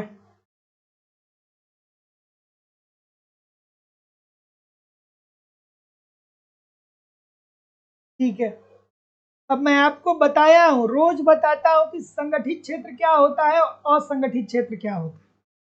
कमेंट करके बताइए कि संगठित क्षेत्र क्या होता है और असंगठित क्षेत्र क्या होता है। अगर जो आप हमारे रेगुलर क्लास को ज्वाइन करते होंगे तो मैंने बहुत बार आपको बताया है, ठीक है। तो देखिए आर्थिक सुधारों की अवधि में संगठित क्षेत्र की बात करें तो सही कथन संगठित क्षेत्र के अंतर्गत क्या होता है, तो सही कथन ये होता है कि ये सरकारी क्षेत्र में रोजगार वृद्धि दर ऋणात्मक रही है, बिल्कुल सही है। निजी क्षेत्र में रोजगार वृद्धि दर धनात्मक रही है, बिल्कुल ठीक है। और कुल संगठित क्षेत्र में रोजगार वृद्धि दर धनात्मक रही है, नहीं भाई ये बात गलत हो जाएगा क्योंकि ये पूछ रहा है कौन सा सही नहीं है। तो option number C according to the question this is the right answer हो जाएगा। कि निम्नलिखित में से किस समिति ने यह सुझाव दिया कि हाउसिंग संबंधी कर राहत को व्यक्तिगत आयकर से समाप्त कर दिया जाए? क्या उत्तर आ रहा है?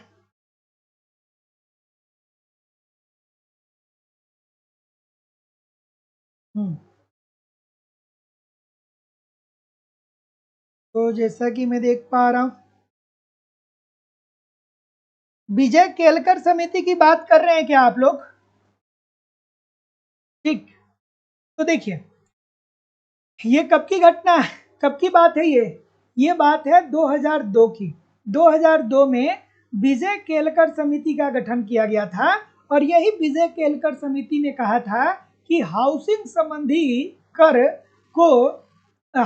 संबंधी कर राहत को व्यक्तिगत आयकर से समाप्त कर दिया जाए, अर्थात इन्होंने कहा कि हाउसिंग संबंधी टैक्स को आप क्या करिए, व्यक्तिगत आयकर से समाप्त कर दीजिए। वहीं आपको अगर जो ये चिलैया समिति की बात करें तो चिलैया समिति किससे संबंधित है, कर सुधारों से संबंधित है। चिलैया समिति कर सुधारों से संबंधित है। रेड्डी समिति की बात करें तो ये मुद्रा से संबंधित है, मुद्रा मापक से संबंधित है। और तारापोर समिति मोस्ट इंपॉर्टेंट है, बहुत लोग नहीं कर पाते इस प्रश्न को पेपर में। इसका जो संबंध है ये पूंजी खाते में परिवर्तनीयता से है, पूंजी खाते में परिवर्तनीयता। अब देखिए यहां से भी एक प्रश्न आता है, ठीक है। सो ऑप्शन नंबर जितने लोग भी ए बोल रहे हैं सभी लोग का उत्तर एब्सोल्युटली 100% ठीक हो जाएगा। अगला, कि निम्नलिखित में से कौन सा 11वीं पंचवर्षीय योजना का मुख्य उद्देश्य नहीं है? 11वीं पंचवर्षीय योजना का मुख्य उद्देश्य कौन सा नहीं है भाई? 11वीं पंचवर्षीय योजना का मुख्य उद्देश्य नहीं है पूछा जा रहा है। 11वीं पंचवर्षीय भारत का वित्तीय वर्ष कब से कब तक होता है? कमेंट करके बताइए, बहुत दिन हो गया आप लोगों से मैं पूछा नहीं। वित्तीय वर्ष बताइए भारत का। अप्रैल को मार्च, मार्च को अप्रैल मत करिएगा कमेंट करके बताइए सभी लोग, ठीक है। तो 11वीं पंचवर्षीय योजना जो चली थी वो कब से कब तक चली थी? कब से कब तक चली थी? 2007 से 2011 तक, सॉरी 2007 से 2012 तक, 2012 तक, 2007 से 2012 तक चली थी। और इसका लक्ष्य क्या था? समावेशी विकास, समावेशी विकास अर्थात अर्थव्यवस्था में संपूर्ण पहलुओं का विकास करना। जीडीपी का लक्ष्य कितना रखा गया था? जीडीपी का लक्ष्य रखा गया था 9%, लेकिन प्राप्ति कितनी हुई? प्राप्ति कितनी हुई? प्राप्ति आपकी होती है केवल और केवल 7.9%, 7.9%।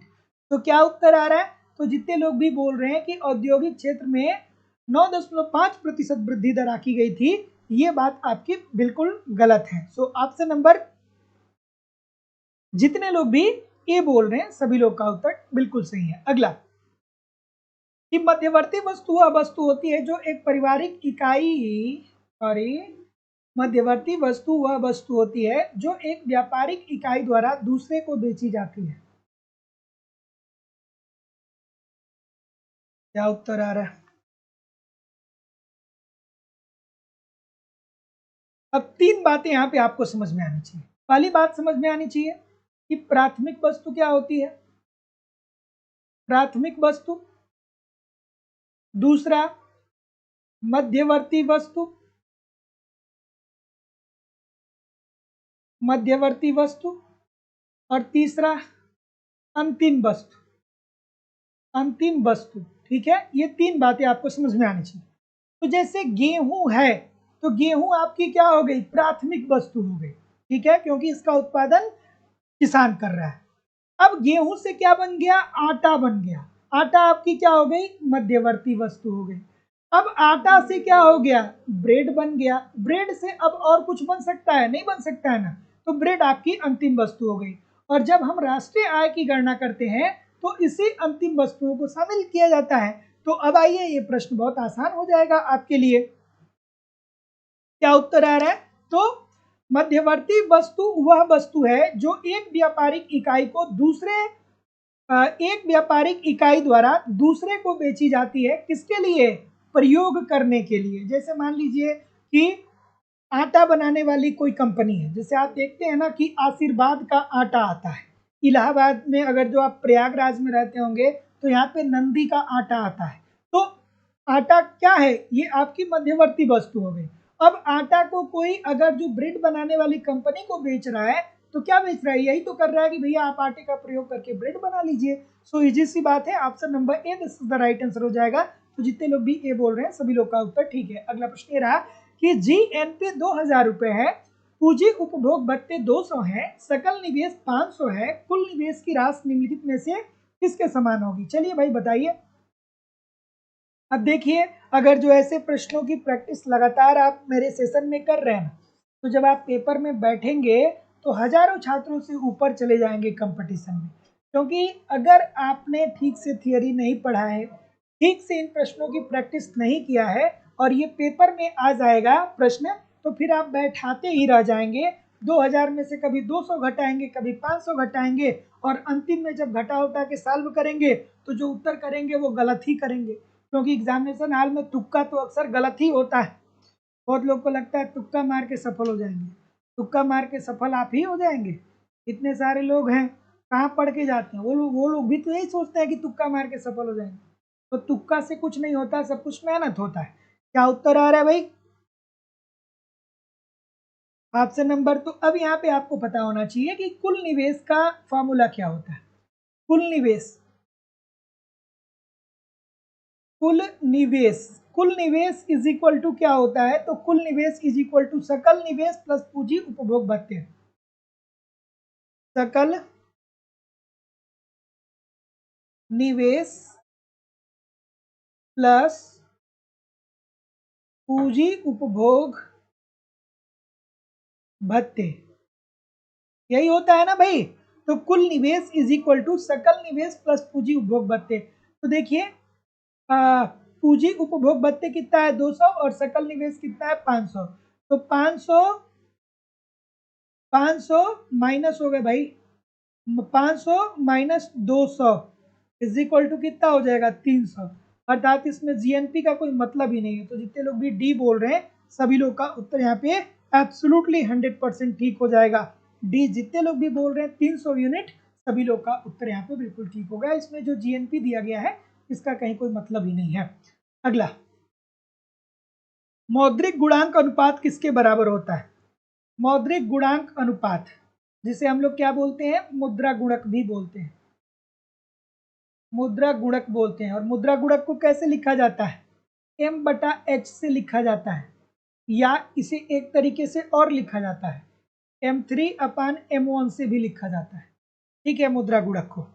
अब बताइए, जहां पे m क्या है, जहां पे m क्या है, मुद्रा की पूर्ति, जहां m क्या है, मुद्रा की पूर्ति, मुद्रा की पूर्ति। ठीक है, वहीं अगर जो बात करें h क्या है, तो h जो है ये प्रारंभिक मुद्रा है या उच्च शक्ति मुद्रा है। उच्च शक्ति मुद्रा है या प्रारंभिक मुद्रा है। उसके बाद जो M3 है, M3 को आपको पता ही है व्यापक मुद्रा कहा जाता है। M3 को व्यापक मुद्रा कहा जाता है।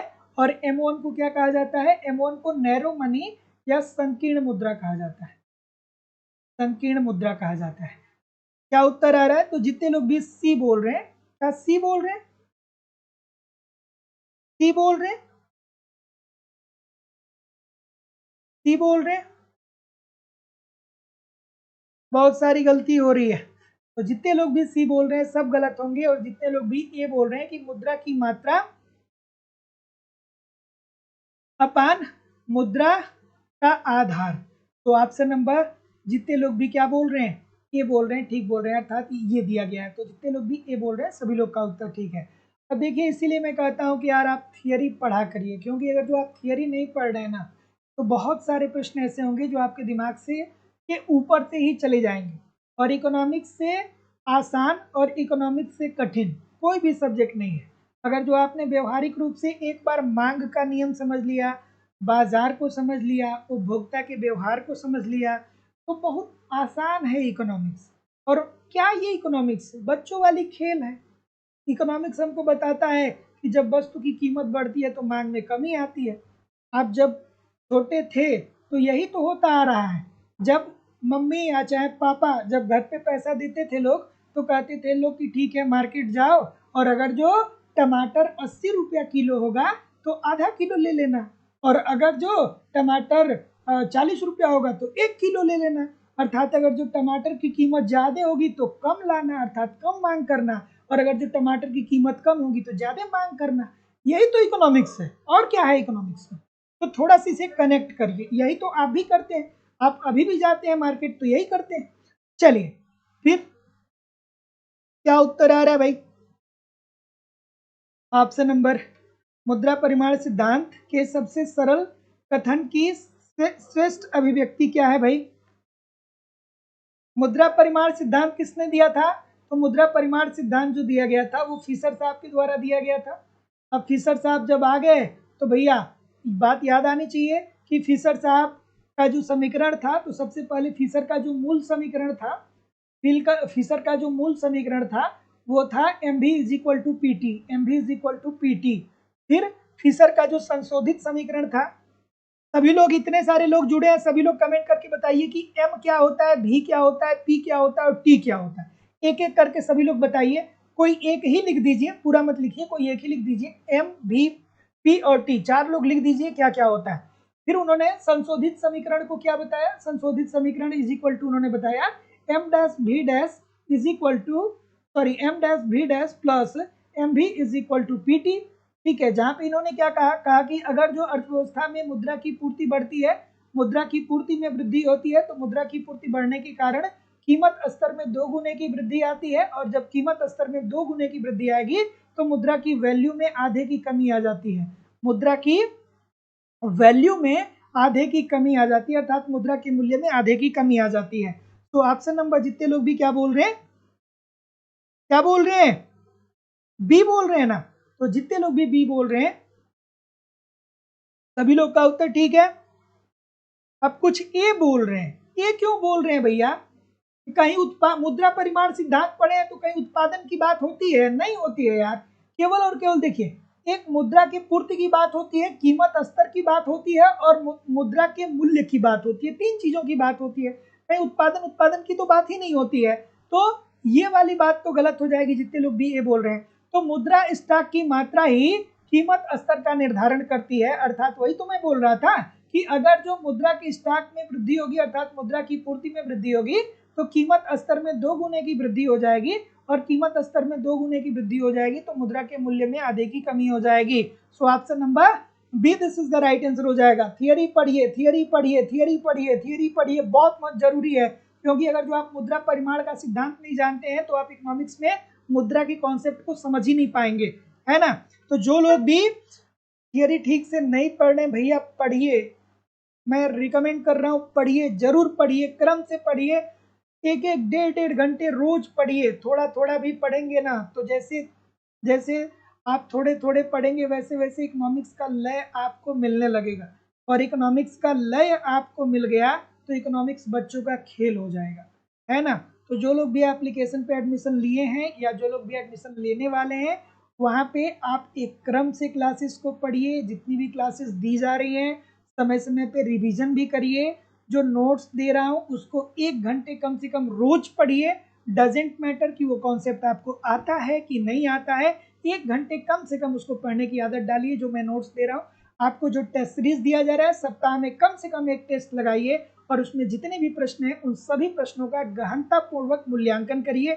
देखिए गलती कहाँ हो रही है, उसमें सुधार करिए, फिर अगला टेस्ट दीजिए। तो वो गलती दोहरानी नहीं चाहिए। तभी जाकर के टेस्ट का कोई मतलब निकलेगा, अदरवाइज टेस्ट का कोई मतलब नहीं निकलेगा। अगर तो जैसे मैं बोल रहा हूँ उस तरीके से आप टेस्ट देंगे तो एग्जामिनेशन हॉल में गलती होने के चांसेस बहुत कम हो जाएंगे, क्योंकि बहुत सारे बच्चे तो ऐसे हैं जिनके पास पेशेंस ही नहीं है। उनको टेस्ट दिया जाता है, वो 20 मिनट के अंदर अंदर पूरा 100 क्वेश्चन या 120 क्वेश्चन अटेम्प्ट करते हैं, जबकि आपको 2 घंटे का समय दिया जाता है।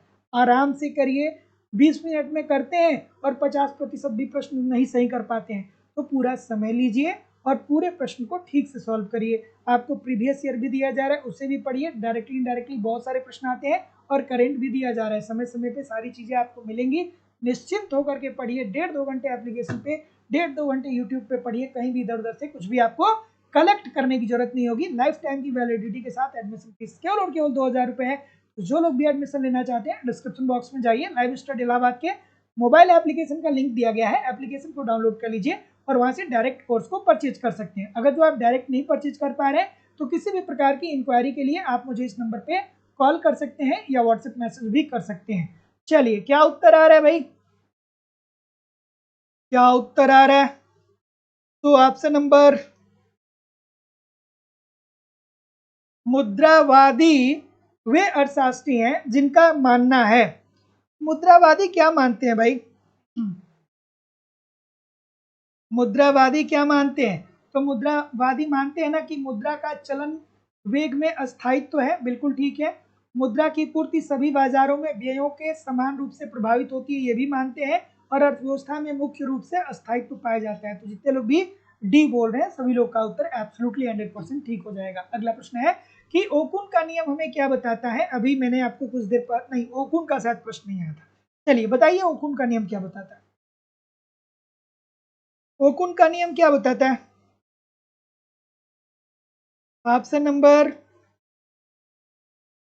क्या बोल रहे हैं? ठीक है, तो देखिए ओकुन साहब, एक एक लाइन में मैं बता रहा हूं, ओकुन को समझ लीजिएगा, ठीक है।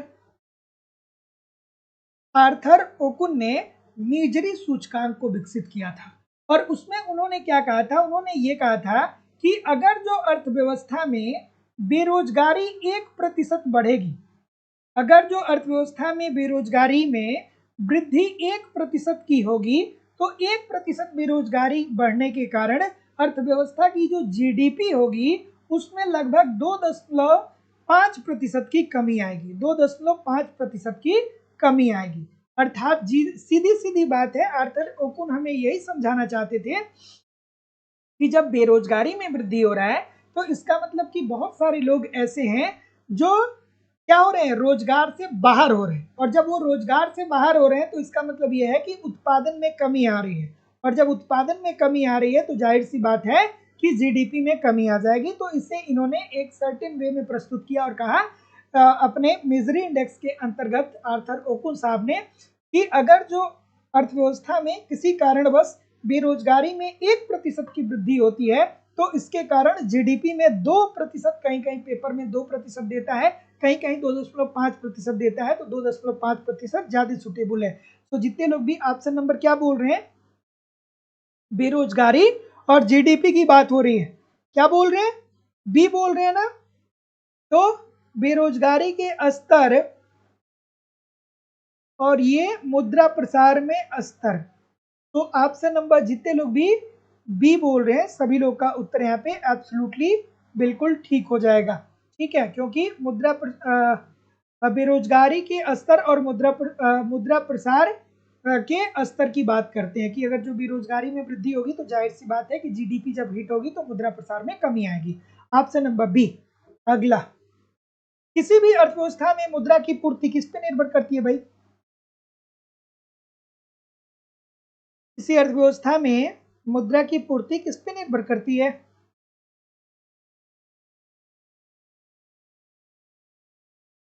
हाँ, क्या बोल रहे? सभी लोग वीडियो को लाइक शेयर कर दिया करिए, और जो लोग भी चैनल पे नए हैं चैनल को सब्सक्राइब करके बेल आइकन को दबा लीजिएगा, क्योंकि जैसे ही मैं क्लास लेने आऊँ आपको नोटिफिकेशन मिल जाए, है ना। और डिस्क्रिप्शन बॉक्स में जाइए, वहाँ पे लाइव स्टडी इलाहाबाद के व्हाट्सएप चैनल का लिंक मिल जाएगा, टेलीग्राम चैनल का लिंक मिल जाएगा, उससे वहाँ पे मुझे ज्वाइन कर लीजिए और चैनल को सब्सक्राइब करके बेल आइकन को जरूर क्लिक कर लीजिएगा। हमारी क्लास रोज होती है, ईच एंड एवरी डे होती है।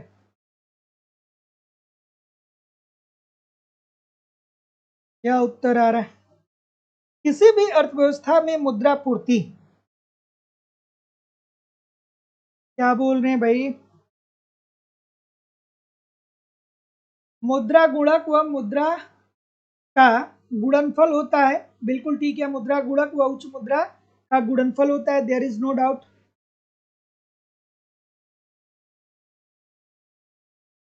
पूर्ण रूप से केंद्रीय बैंक द्वारा नियंत्रित होता है, बिल्कुल सही है। और यह जनता एवं बैंकिंग संस्थाओं के पास उपलब्ध होता है। तो जितने लोग भी डी बोल रहे हैं ठीक बोल रहे हैं। बच्चों वाला प्रश्न अगला, कि मुद्रा प्रसार की ऊंची दर का साधारणतः झुकाव कैसे होता है? ये अच्छा सा प्रश्न है, थोड़ा आराम से बताइए।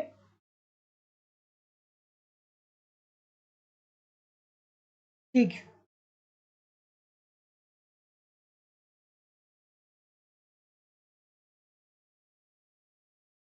अब यहाँ पे दो तीन बातें आपको समझनी पड़ेंगी। पहली बात तो ये समझनी पड़ेगी कि वास्तविक ब्याज दर क्या होता है।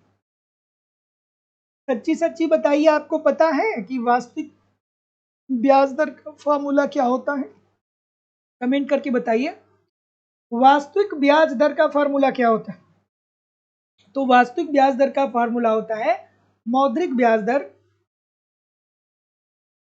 मौद्रिक ब्याज दर, और उसमें से हम क्या घटा देते हैं? स्फीति को घटा देते हैं। उसमें से हम स्फीति को घटा देते हैं, ठीक है। तो ऐसी स्थिति में अगर जो मान लीजिए, पहली कंडीशन समझ लीजिए कि अगर जो अर्थव्यवस्था में मुद्रास्फीति आ रही है, मुद्रास्फीति आ रही है, इसका मतलब कि अर्थव्यवस्था में मुद्रा की पूर्ति बढ़ी हुई है। तो जब मुद्रा की पूर्ति बढ़ी रहेगी, सबके पास पैसा होगा, तो लोग ऋण की मांग कम करेंगे, और जब लोग ऋण की मांग कम करेंगे तो ब्याज की दर क्या होगी? कम होगी, ब्याज की दर कम होगी। वहीं दूसरी तरफ अगर जो अर्थव्यवस्था में स्फीति की दर गिर रही है, अर्थात मुद्रा स्फीति कम है, तो ऐसी स्थिति में मुद्रा की वैल्यू क्या होगी? यहाँ पे ज्यादा होगी। तो अगर जो स्फीति कम हो रही है, तो इससे क्या होगा कि अर्थव्यवस्था में मुद्रा की मात्रा कम होगी, और मुद्रा की मात्रा कम होगी तो अब आप ज्यादा नीडी होंगे, ज्यादा आपको मुद्रा की मात्रा की जरूरत पड़ेगी, और ज्यादा मुद्रा की मात्रा की जरूरत पड़ेगी तो जाहिर सी बात है कि आपकी वास्तविक ब्याज दर जो होगी वो ज्यादा होगी। इजी सी बात है। तो जितने लोग भी बोल रहे हैं कि वास्तविक ब्याज दरों में कमी, सभी लोगों का उत्तर यहाँ पे एब्सोल्युटली 100% ठीक हो जाएगा। तो मुद्रा प्रसार की ऊंची दर, अगर जो मुद्रा प्रसार ज्यादा होगा अर्थव्यवस्था में, इट मीन्स मुद्रा की पूर्ति ज्यादा होगी अर्थव्यवस्था में, तो सबके पास पैसा होगा। जब सबके पास पैसा होगा तो लोग कम कम ऋण की मांग करेंगे। जब लोग कम ऋण की मांग करेंगे तो वास्तविक ब्याज दर में कमी आ जाएगी। तो ये दो तीन बातें आपको ध्यान से समझ लेना चाहिए कि वास्तविक ब्याज दर इज इक्वल टू मौद्रिक ब्याज दर माइनस स्फीति, अर्थात अगर जो स्फीति में वृद्धि होगी तो ब्याज दर कम होगा, और अगर जो स्फीति कम होगी तो ब्याज दर ज्यादा होगा। इजी सी बात है। जिससे आप देखते हैं ना कि जब हमें आजादी नहीं मिली थी तो जो साहूकार थे, जो महाजन थे, वो गरीब किसानों को 10,000 रुपए भी दे देते थे, तो वो पीढ़ी दर पीढ़ी लोगों को गुलामी करवाते थे। क्यों करवाते थे? इसलिए कि उस समय 10,000 रुपए की भी वैल्यू बहुत ज्यादा थी, और उतनी ज्यादा शिक्षा थी नहीं। लेकिन अब क्या है? अब आप एक झटके में किसी से भी 10,000 रुपए मांग सकते हैं, किसी भी दोस्त से 10,000 रुपए मांग सकते हैं, और फिर उसे आप बाद में वापस भी कर सकते हैं, क्योंकि अब अर्थव्यवस्था में मुद्रा की मात्रा बढ़ गई है। अगला है कि मुद्रा प्रसार की दर में वृद्धि की संभावना से क्या होगा? अब फिर वही बात आ गई कि मुद्रा प्रसार में वृद्धि, अर्थात अगर जो अर्थव्यवस्था में मुद्रा की पूर्ति में वृद्धि होगा तो इससे क्या देखने को मिलेगा? बताइए।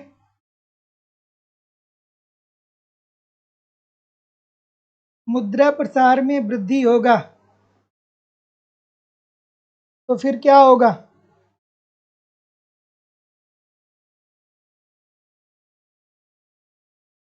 जैसा कि मैं देख पा रहा हूं, फिर वही प्रश्न है कि मुद्रा प्रसार में अगर जो वृद्धि होगा तो अर्थव्यवस्था में मुद्रा की पूर्ति बढ़ेगी। मुद्रा की पूर्ति बढ़ने का मतलब है कि सबके पास पैसा आ जाएगा। जैसे मोदी जी कह रहे थे कि 15 लाख रुपए सबके खाते में जाएगा, तो 140 करोड़ लोगों के खाते में अगर जो 50-50 लाख रुपया आ जाए तो सबके पास पैसा आ जाएगा। सबके पास पैसा आ जाएगा तो सब धनवान हो जाएंगे। जो ई रिक्शा चला रहा है वो भी धनवान हो जाएगा, ठीक है, तो मतलब जो जिनके पास कम पैसा है वो भी धनवान हो जाएंगे। तो जब मुद्रा पूर्ति बढ़ेगी तो ऐसी स्थिति में क्या होगा कि लोग फिर ऋण की मांग को कम कर देंगे, और जब ऋण की मांग को कम कर देंगे तो ब्याज दर में क्या आ जाएगी, कमी आ जाएगी, ब्याज दर में कमी आ जाएगी। तो वास्तविक ब्याज दर में दीर्घकाल में सामान्य बेरोजगारी की दर को कम करेगा। हाँ ठीक है, तो ये भी बात ठीक है कि अगर जो मुद्रा प्रसार में वृद्धि होगा, ये तो नहीं होगा, वृद्धि नहीं होना चाहिए, अगर जो यहाँ पे कमी दिया होता तब ये राइट आंसर होता। दीर्घकाल में सामान्य बेरोजगारी की दर को कम करेगी, बिल्कुल ठीक है, मुद्रा प्रसार बढ़ेगा तो इसका मतलब ये है कि अर्थव्यवस्था में एक तरफ मांग भी बढ़ रहा है, दूसरी तरफ पूर्ति भी बढ़ रहा है, मांग पूर्ति बढ़ रहा है तो बेरोजगारी की दर में कमी आएगी। There is no doubt, option number C this is the right answer हो जाएगा। अगला प्रश्न आपके सामने ये रहा कि भुगतान संतुलन का आधिक्य कारण बन सकता है। भुगतान संतुलन का आधिक्य कारण बन सकता है, किसका कारण बन सकता है भाई?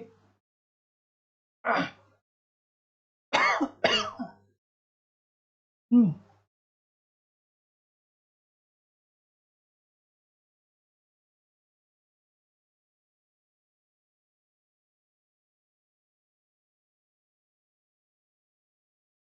ठीक है,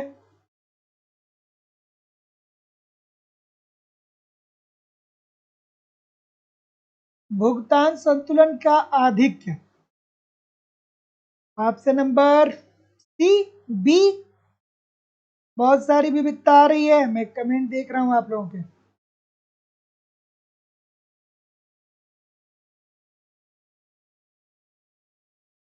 तो भुगतान संतुलन में आधिक्य का मतलब क्या होता है? सबसे पहले तो भुगतान संतुलन आपको पता होना चाहिए कि किसी एक वित्तीय वर्ष में किसी एक एक किसी एक वित्तीय वर्ष में किसी एक देश के द्वारा विश्व के अन्य सभी देशों के साथ जो मौद्रिक जो सॉरी किसी एक वित्तीय वर्ष में किसी एक देश के द्वारा विश्व के अन्य देशों के साथ जो लेन देन किए जाते हैं उसी के व्यवस्थित विवरण को ही भुगतान संतुलन कहा जाता है। ठीक ठीक ना। अब भुगतान संतुलन का आधिक्य अगर जो है तो इसका मतलब क्या है? इसका मतलब यह है कि आपको आय ज्यादा मिल रहा है, आपकी इनकम ज्यादा हो रही है, आपकी अर्थव्यवस्था को आय ज्यादा मिल रहा है, और जब आय ज्यादा मिल रहा है आपकी अर्थव्यवस्था को तो इससे क्या होगी, स्फीति में वृद्धि होगी, अर्थात मुद्रा स्फीति में वृद्धि होगी, रोजगार व मुद्रा पूर्ति में वृद्धि होगी। ठीक है, इजी सी बात है, ऑप्शन नंबर बी जितने लोग भी बोल रहे हैं सभी लोग का उत्तर ठीक है। अगला, एक सेकेंड एडजस्ट करना होगा।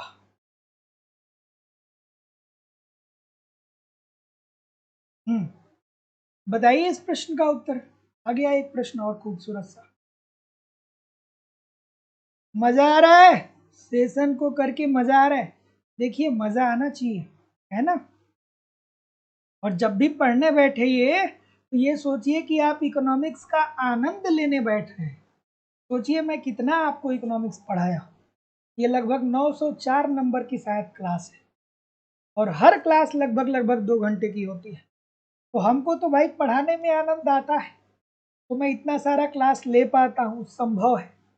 अब आपको पढ़ने में आनंद आता है कि नहीं आता है, ये बात आपके ऊपर डिपेंड कर रहा है। तो पढ़ने में क्या लाइए, आनंद लाइए, खुशी ढूंढिए कि पढ़ रहे हैं, मजा आएगा, कुछ सीखने को मिलेगा, जिंदगी बदलने वाली है, नौकरी मिलने वाला है, पूरे उत्साह। ये मत, बहुत सारे लोग ये सोचते हैं अरे पढ़ रहे हैं देखा जाएगा, ये भावना कभी मत रखिए कि पढ़ रहे हैं देखा जाएगा। अरे देखा क्यों जाएगा भाई, देखा क्यों जाएगा? पढ़ रहे हैं, मेहनत कर रहे हैं तो आपको आउटकम चाहिए, परिणाम चाहिए। तो परिणाम के लिए पूरी ऊर्जा को लगा देनी है, परिणाम के लिए क्या करना है, पूरी ऊर्जा लगा देनी है। और जिंदगी में कभी असफल भी हो गए ना तो आप अपने आप से ये रिग्रेट नहीं करेंगे कि हमने जिंदगी में मेहनत नहीं किया है। और अगर जो आपने जिंदगी में किसी भी क्षेत्र में कहीं पे भी मेहनत किया है ना तो बस मंच मिलने की देरी है, आप जिंदगी में बहुत एक्स्ट्रा ऑर्डिनरी करेंगे। जब तक मंच नहीं मिला है तब तक इरिटेशन है, फ्रस्ट्रेशन है, दिमाग में बहुत सारी बातें, लेकिन जब मंच मिल जाएगा ना तो जिंदगी में आप बहुत बड़ा करेंगे, बशर्ते पूरे मेहनत से पूरे सच्चे मन से मेहनत होनी चाहिए, आधी अधूरी मेहनत नहीं होनी चाहिए, है ना। तो खूब मेहनत करिए, जिंदगी में बहुत कुछ मिलेगा। क्या उत्तर आ रहा है भाई? ऑप्शन नंबर, निम्न में से अल्प विकसित देशों को मुख्य रूप से कौन परिभाषित करता है? तो अल्प विकसित देश ऐसे देश होते हैं जिसमें बुनियादी आवश्यकताएं नहीं होती, बुनियादी आवश्यकताओं की पूर्ति नहीं हो पाती है, जैसे शिक्षा, स्वास्थ्य, परिवहन, बिजली, ये सब बेहतर नहीं होता है, प्रति व्यक्ति आय बहुत कम होता है। तो ऑप्शन नंबर, जितने लोग भी सी बोल रहे हैं सभी लोग का उत्तर ठीक है कि एक देश जिसमें स्वास्थ्य की देख रेख अपर्याप्त हो, शैक्षिक सुविधाएं कमजोर हो तथा प्रति व्यक्ति आय भी कम हो। Option number C. अगला, वाणिज्यिक बैंक का कार्य कौन सा नहीं है भाई? वाणिज्यिक बैंक का इसमें से कौन सा कार्य नहीं है? बताइए, इसमें से कौन सा वाणिज्यिक बैंक का कार्य नहीं है? क्या उत्तर आ रहा है? अगला प्रश्न है, तो जैसा कि मैं देख पा रहा हूं, क्या बोल रहे हैं, तो वाणिज्यिक बैंक का कार्य कौन सा नहीं है? नोट जारी करना। नोट कौन जारी करता है? आरबीआई, अर्थात देश का केंद्रीय बैंक। ठीक है, वाणिज्यिक बैंक जनता से लेन देन करता है। अगला, मान लीजिए, चलिए बताइए, मान लीजिए m is equal to 1000, m dash is equal to 5000, v is equal to 2, v dash is equal to 2, t is equal to 1000, तो सामान्य कीमत स्तर क्या होगा? खूबसूरत सा प्रश्न है, बहुत बार ये प्रश्न अलग अलग परीक्षाओं में पूछा गया है। तो अब यहाँ पे क्या याद आनी चाहिए आपको? कोई कह रहा है कि सर जी आप माहौल बना देते हैं। देखिए, आप भी शिक्षक बनेंगे, आप भी टीचर बनेंगे, कभी भी ऐसा टीचर बनिएगा ना कि अगर जो आप किसी स्टूडेंट पे अपना प्रभाव छोड़ें तो वो अपनी ज़िंदगी के हर परीक्षा में सफल हो। केवल ये नहीं कि बस वो आपसे पढ़ ले और कापी किताब बंद करके छोड़ दे। ऐसा शिक्षक बनिए कि आपसे स्टूडेंट इंस्पायर, हमेशा जब तक जिंदा रहें तब तक इंस्पायर। जैसे हमारी भी ज़िंदगी में हमारे भी कुछ ऐसे शिक्षक हैं जिनसे मैं हमेशा इंस्पायर होता रहता हूँ। ठीक है, आप लोगों में से भी बहुत लोग फ़ोन करते हैं, मुझे भी बहुत अच्छा लगता है, बहुत सारे लोग बहुत अच्छी अच्छी बात करते हैं हमारे बारे में। ठीक है, तो मतलब कुछ टीचर आपके भी लाइफ में ऐसे जरूर होंगे, मतलब टीचर तो बहुत मिले होंगे लेकिन कुछ इक्का दुक्का ऐसे जरूर मिले होंगे जो आप जो जिनको आप हमेशा याद रखते हैं, जो आपको मोटिवेट करते हैं, जिनकी बातें आपको याद रहती हैं, लगता है कि नहीं भाई उन्होंने जो कहा वो वाकई में सही बात, उसी पे चलना है ना? तो कभी भी आप शिक्षक बनिएगा या शिक्षिका बनिएगा तो प्रयास करिएगा कि स्टूडेंट का सर्वांगीण विकास करें। सर्वांगीण विकास करें मतलब वो जिंदगी के सभी पहलुओं, जिंदगी की जितनी भी परीक्षाएं हैं सभी परीक्षाओं को वो पास कर ले, केवल और केवल एग्जाम को पास ना करे। क्या उत्तर आ रहा है बताइए?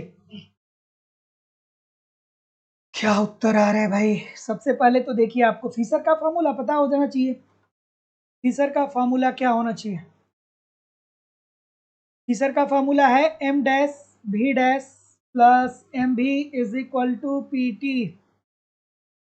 ठीक है, यही होता है ना? और ये कीमत स्तर को पूछ रहे हैं, अर्थात P को पूछ रहे हैं, तो P इज इक्वल टू क्या हो जाएगा? m dash v dash plus M भी इज इक्वल टू T। अब आप इसमें सुमेलित कर दीजिए। m डैश का मान क्या है? ये m डैश होना चाहिए, सॉरी भी है, ठीक है, सॉरी, ये m डैश है। ठीक है, m डैश का मान कितना है? m डैश का मान है 5000। ठीक है, v डैश का मान कितना है? v डैश का मान है 2 प्लस m का मान कितना है? 1000। ठीक है, और v का कितना मान है? v का भी मान 2 ही है, 2 बटा t का मान कितना है? 1000। जब आप इसको सॉल्व कर रहे हैं तो कितना उत्तर आ रहा है? ऑप्शन नंबर सी आ रहा है ना? तो जितने लोग भी सी बोल रहे हैं अर्थात 12 रुपए, सभी लोग का उत्तर ठीक हो जाएगा। Option number C according to the question this is the right answer होगा। अगला प्रश्न, कि नगद शेष समीकरण को किस रूप में प्रस्तुत किया गया?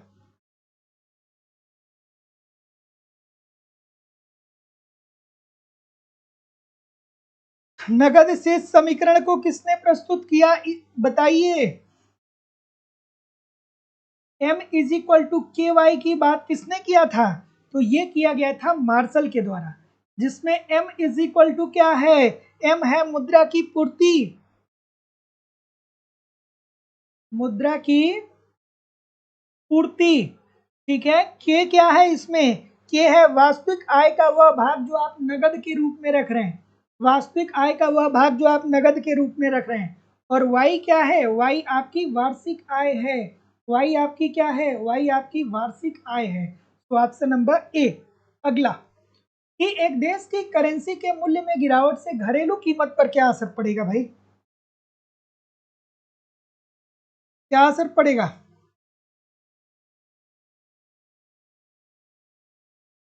बच्चों वाली बात है, अगर किसी देश की करेंसी के मूल्य में गिरावट आ रही तो उससे क्या देखने को मिलेगा, बहुत बार बताया हूं।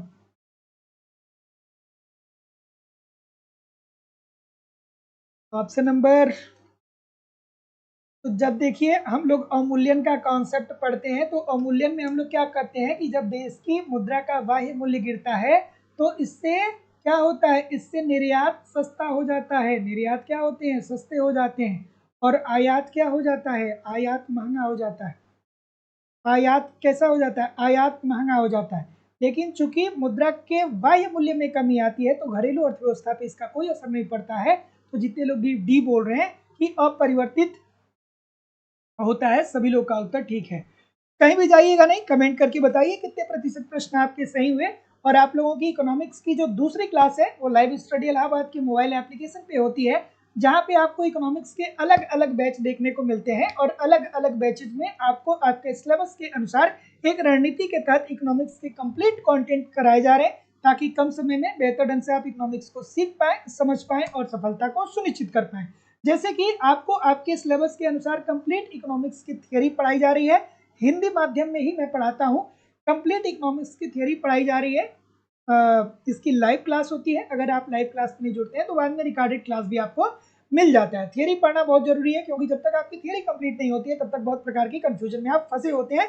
सो सिंपल सटीक साधारण भाषा में कंप्लीट आपको थियोरी पढ़ाई जा रही है, साथ ही साथ कंप्लीट यहाँ पे आपको नोट्स भी दिया जा रहा है, ताकि आप एक तरफ थियोरी को पढ़िए, दूसरी तरफ नोट्स के माध्यम से रिवीजन करते रहिए। आपको टेस्ट सीरीज दिया जा रहा है, टेस्ट दीजिए, अपना इवेल्युएशन करिए, देखिए गलती कहाँ पे हो रही है, गलती क्यों हो रही है, उसमें सुधार करिए, फिर अगला टेस्ट दीजिए, जिससे आपकी एक्यूरेसी बेहतर हो पाए। आपको यहाँ पे प्रीवियस ईयर के क्वेश्चन पेपर दिए जा रहे हैं, डायरेक्टली इनडायरेक्टली बहुत सारे प्रश्न प्रीवियस ईयर से पूछे जाते हैं और करंट की भी क्लासेस आपको यहाँ पे देखने को मिलती है। मतलब सब कुछ प्रोवाइड कराना हमारी जिम्मेदारी है, बस आप ईमानदारी से इन सभी कंटेंट को एप्लीकेशन पे फॉलो करिए, यूट्यूब पे प्रैक्टिस करते रहिए। कहाँ से प्रश्न भरेगा, सिंपल सटीक साधारण भाषा में सारी चीजें दी जा रही है। 1.5-2 घंटे यूट्यूब पे, 1.5-2 घंटे एप्लीकेशन पे बिताइए ना, देखिए बच्चों का खेल हो जाएगा इकोनॉमिक्स। तो जो लोग भी एडमिशन लेना चाहते हैं डिस्क्रिप्शन बॉक्स में जाइए, लाइव स्टडी इलाहाबाद के मोबाइल एप्लीकेशन का लिंक मिल जाएगा, एप्लीकेशन को डाउनलोड कर लीजिए और वहां से आप डायरेक्ट कोर्स को परचेज कर सकते हैं। अगर जो आपको किसी भी प्रकार की असुविधा आ रही है या आप कोई भी इंक्वायरी करना चाहते हैं तो आप मुझे इस नंबर पे कॉल कर सकते हैं या व्हाट्सएप मैसेज कर सकते हैं। आपको इकोनॉमिक्स के सभी बैच मिल जाएंगे, Uttar Pradesh TGT, PGT, GIC lecturer, LT grade, Bihar में 4.0 5.0 का बैच मिल जाएगा, बिहार में सेट का बैच मिल जाएगा, मध्य प्रदेश में वर्ग 1, मध्य प्रदेश में वर्ग 2, मध्य प्रदेश में वर्ग 3, मध्य प्रदेश में सेट, उत्तराखंड में लेक्चरर, उत्तराखंड में एलटी, यूजीसी नेट, छत्तीसगढ़ में set, Jharkhand TGT, Jharkhand PGT, D triple SB, अलग अलग राज्यों में असिस्टेंट प्रोफेसर, एमबीएस, केबीएस और अन्य परीक्षाओं के भी बैच मिल जाएंगे। थैंक यू वेरी मच, मजा आया? So thank you very much everybody. हम लोग मिलते हैं कल एक नए उत्साह, नए एनर्जी के साथ। तब तक के लिए आप पढ़िए, आगे बढ़िए। नमस्कार, धन्यवाद।